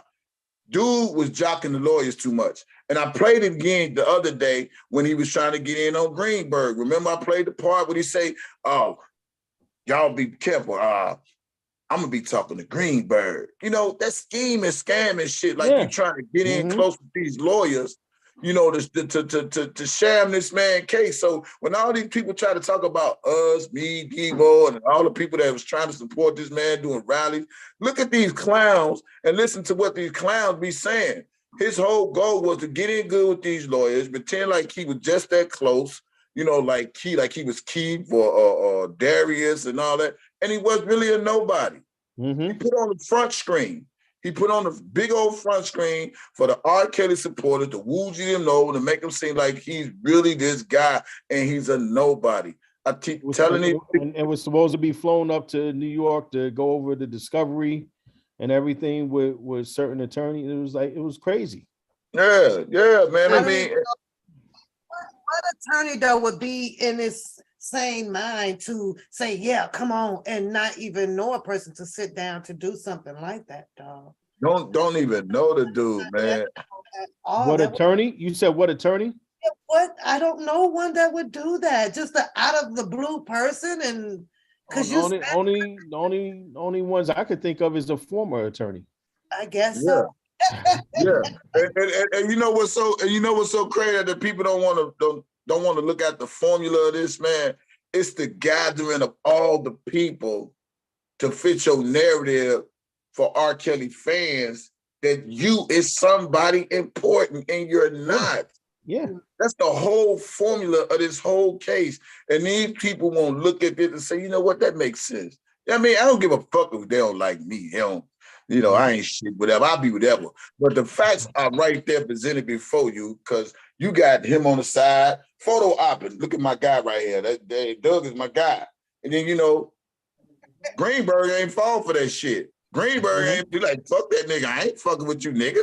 You know what I'm saying? Not when no R. Kelly defense. Well, Greenberg ain't fall for that. And I keep saying, and shout out to Sharon Winbush, because she the one sent me them videos of them little private so-called meetings they was having on the internet. You know what I'm saying? And he's like, of course, I'll be in the house with Greenberg and you can quit your antics. And like he just was like, man, I'm gonna get in good with him, so I can just use this for R. Kelly fans. See, y'all, I talk to the lawyers, they on my side. They da. That's wicked, man. Wicked people do wicked things, man. This is one of the most biggest clout chasing I've seen in the history of clout chasing. I've never seen nothing like this, man. No, and then look up clout chasing in Wikipedia, and you're gonna see Dana face and Levi. Man, listen here, man. If people were so adamant about who is who and who is what, all they gotta do is go back to Facebook and look. I remember everything sticks in my mind about this whole case from 2019, doing research and all that. I remember one time he said on Facebook he trying to raise $2,000 to help a family. So, just out of the blue, yeah, it should still be on his Facebook. But these people don't research this stuff. And then if you go back, from 2018, because he got more than one Facebook page. If you go back to 2018, you don't see him with no pictures with R. Kelly. You see him taking pictures, I guess maybe he was doing some bouncing somewhere with all these different people, but you don't see him in no pictures from 2018 on back to 1999. You don't see him in no pictures with R. Kelly. All the pictures you see him is him in a what he was writing to GoFundMe, and how can I not do an R. Kelly defense fund and my mentor to help take care of his family. I played basketball with him. We was at the gym. You see us here taking pictures. That ain't shit. I'm like, who is it? DJ, he convinced a lot of people, and he obviously had a side of him that convinced you too, because you had your, what was it, the kickback party or something? No, I had to kick your ass back party. Y'all fell out there too. I think I heard, I don't know, was it you, Sean, the other day said, well, he's good. He's good. He's good. You have to be better. You have to be better and stand a step ahead of him. There was no way at all I would have ever engaged in anything with man. I never. I am so applaud. And then it's like I still like to go on the case itself when they was in New York and they was talking about the indictments, and then first they say DJ who? Not DJ Tyson. First time they say DJ, they think it's me in the indictment work. It ain't even me. I mean, like literally, and then when it's the people that's in this paperwork, nobody make no big fuss about it. Nobody say nothing about it. But if it was me in there, everybody gonna have something to say. Ain't that something? That's why they say they some hypocrites, man. These people right here is a joke to me, man. Everybody that say they for R. Kelly and see the bullshit unfold, see the real players in this shit that want to be somebody that ain't nobody, all them people are jokes to me. That's why I don't understand how they keep screaming, we love R. Kelly, and y'all following this person that doing all this devilish shit in his name. And, you know, R. Kelly ain't disrespecting no woman and doing all this crazy stuff. And thank you. You supposed to got him he's supposed to be your mentor. You can't produce no certificates or nothing. You know what I'm saying? Taking people's stories, making them your stories, and want to just convince people that I never. And it urges me, one Papoose, that a man, well, I can't call him a man, a person, you know, they got this such of a hard on for another man. I never. But you know what, and you touched on a good point, and I've been meaning to touch on this too. Thanks for reminding me that anybody that really truly knows Rob knows, and anybody that hangs around him does not disrespect women and talk to women like that, because he doesn't allow that. He doesn't allow it. So if you are truly associated with him and you're close to him, you know that he doesn't tolerate that. He don't fight with women. Let me tell you something. These women were up there testifying against him. All right. And he was still concerned about how they were perceived, how they were, you know, he was concerned more about them than he was about himself. You understand? And that lets me know how he really is, you know, about women. You know what I'm saying? And he would protect them, and he just doesn't allow the disrespect. He doesn't like that, and he don't like the drama. So that's a clearer than anything indication that he is no way or never has been associated with Rob, because Rob wouldn't tolerate that. Nobody around him would tolerate that, because that's not their style. Sean, Precious says she has an important question that she would like to ask you. Go ahead, Precious. Well, I think that they feel because R. Kelly isn't near, that, you know, they can do whatever. What can he say about it, you know? And again, that he shouldn't have to say anything about it. If you associate with him, that's already ingrained in you. It becomes a representation of a person, right? You know, it's like, what are you doing? And I've heard him speak on it several times about how Mr. Kelly is or was, and he didn't call nobody no B word. And I was like, well, I heard you say it quite a bit. So if you're going to represent him, then, you know, show how he would be or what he would expect of you as a relative, a mentor. Right. Okay.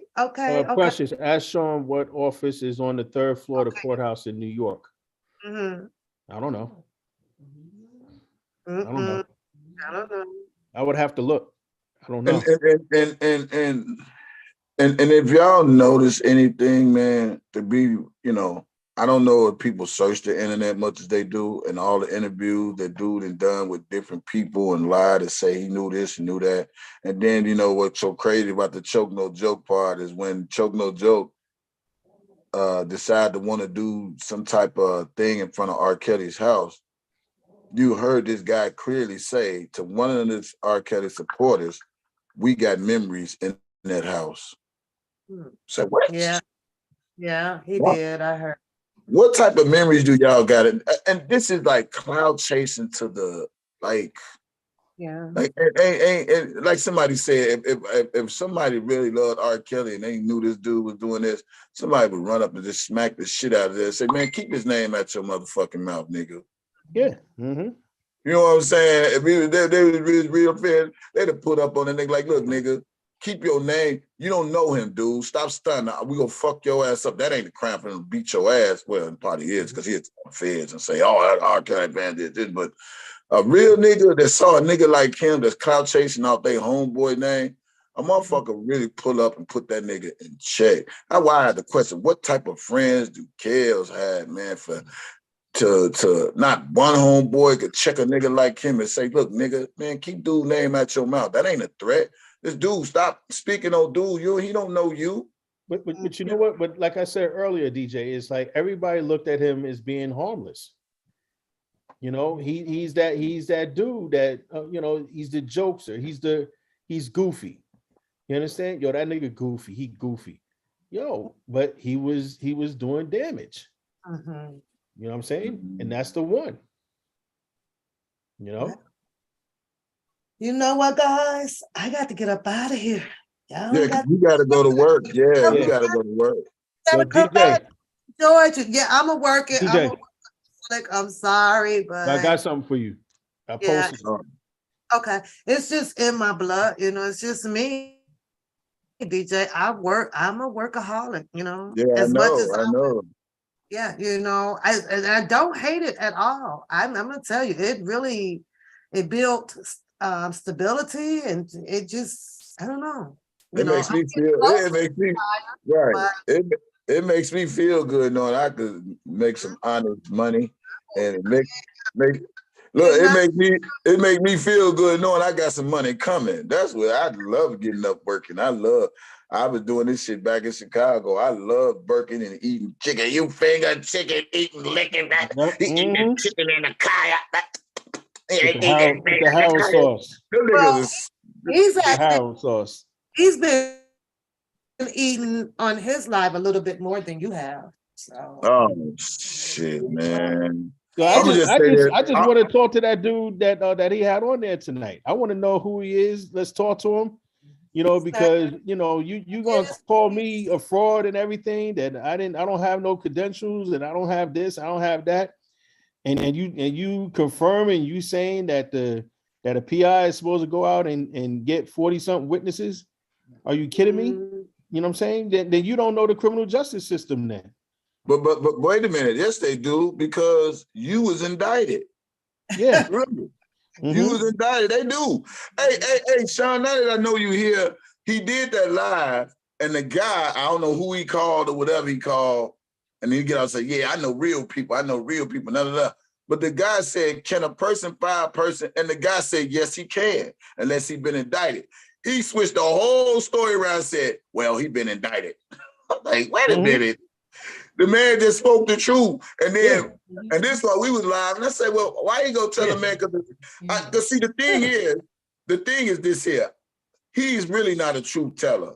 And once the truth is told, he want to try to switch it up to make it fit his narrative. He's always one of those narrative switching up ass niggas. So if somebody speak in your favor, he switch it up on them for the people to think like, oh, well, damn, they got that wrong. And the man told him, he said, yes, he can fire somebody. If you indicted, how the fuck they gonna let you out 9 hours later and give you a ticket? A ticket. Yeah. Do these people really think, man? Yep. That's like R. Kelly being indicted and he out the next day. Come on, man. These people don't know how to think for themselves. They don't know how to do nothing for themselves. They just, I guess whatever person say, they just believe it. That's why I say, yeah, I'm gonna have to bring that bus out again. Yeah. But y'all know what? I gotta get the hell up. I know you gotta go. You gotta go to work. I gotta go get my ducats. And Ted has to be outside by 12. That's it's been a pattern for almost 10 years, and I don't go past 12 outside. So other than that, yes, I gotta go. I got shit to do. All right, well, I got shit to do. Sean is and you know, he's having fun. I could tell he enjoyed himself, and we did pretty good tonight. You come back, and then we'll just keep having fun, I guess. Y'all enjoy the chat tonight. Give some shout out for Sean. Yo, you know we related now, right? You know we're gonna be related now. That's what he gonna put out. Yeah. Hey, I just told you all about that. He don't want to be your cousin. He want to be R. Kelly cousin. No. I'm talking about Fat Boy, the tour guide. The tour guide is going to say that you and I are related now. Who? You and one Papoose, y'all cousins? Yeah, because of Yeah, because of the same last name. Oh, Harris. Well, you know, the narrative was, what was it, last year, DJ, or 2 years? I thought you're a Molly cousin or something. Oh yeah, Molly Harris. That was another one. I can't even keep up. I can't keep up with the people that I'm related to and the people that I'm sleeping with. Yeah. Oh damn, son, that's right. Hey, my bad. Let me leave up on this. Yeah, Sean, you was getting it. I was like, what? Yeah, Sean was getting his face sit on. Oh yeah. Yeah, that's face it on. But we gonna respect that because he'll right there. That nigga said to sit on your face. I said, what? Yeah, that's why my shit is great right now. Here's a sad thing about that though, DJ. Niecy Mo was actually, she took him to the airport. She spent, make sure they ate together. They're in Airbnbs together, and you come out here, even if you do fall on hard times with each other. And this is just me, Sean. We gonna argue bad, and I may know some stuff, but because I still owe integrity to myself, right? Yeah. And I know what. Just because I'm mad at you don't mean that I have to fight fire with fire and put out, you know why? Because maybe 10 years from now, I may need you. You my next door neighbor, I might need you to come help put out my fire. Let's say it a little further. Just because I'm mad at you doesn't mean I'm gonna get out here and lie on you. Yeah. I mean, I just can't. I mean, and the crazy part, and the crazy part, hold on, one Papoose, but the crazy part about it is this: who he think he can manipulate? So he think, because see, the whole thing is a manipulation game. He think, okay, when you put this stuff out there about a person, the person you talking about, or who the person they with, supposed to believe what you say versus on a person who they with every day. That's the whole goal. If you think his mindset is this here, yeah, you did this. I know somebody in your family is watching, so I'm gonna say this, and maybe they'll take this and say, is that true? That's his whole manipulation game, and it's so played out that a lot of people don't know. Dude is just washed up. He's done. Yeah. All right. Papoose, love you. Yeah. Be out of here. Hey, Square. Yeah. Thank you in sign language. This is thank you in sign language. You already know. I'm out of here, man. All right, bro. I gotta get up early in the morning. I got a Veterans Day breakfast. Yeah. It's a breakfast for fake veterans. My is veteran, and she normally she got it off. So, and I'm gonna work, but she does the food hopper, so she brings me my little steak and stuff up at the job. She'll swing. Okay, that's what's up. Well, what I got to do tomorrow is, her whole back seat is full of, she done went everywhere. I'm like, what you doing without her? She said, girl, this Monday, Tuesday, so she freezes it right. But I salute to her too, because she's Army, so yeah. But well, that's what y'all got to do. What I got to do in the morning is the feds got to talk to me about this insurance fraud. Feds coming to if any Jake from State Farm gonna be knocking on your door. The feds told me to come down and talk to them about this insurance fraud, so I got a date with them in the morning because they said that $10,000 was a whole lot of money. So I got to make sure I go have a date with them tomorrow and give them their house arrest box back. Yeah. Graham, be going in 10 minutes. Yeah. Sean, make sure you come back, hang out with us, and I'll see you. All right. I'll let y'all. Later. The link, you guys in the channel, come on up and join the link and have fun with the channel, you guys. But other than that, I gotta get the heck out of here, y'all. I will see y'all soon.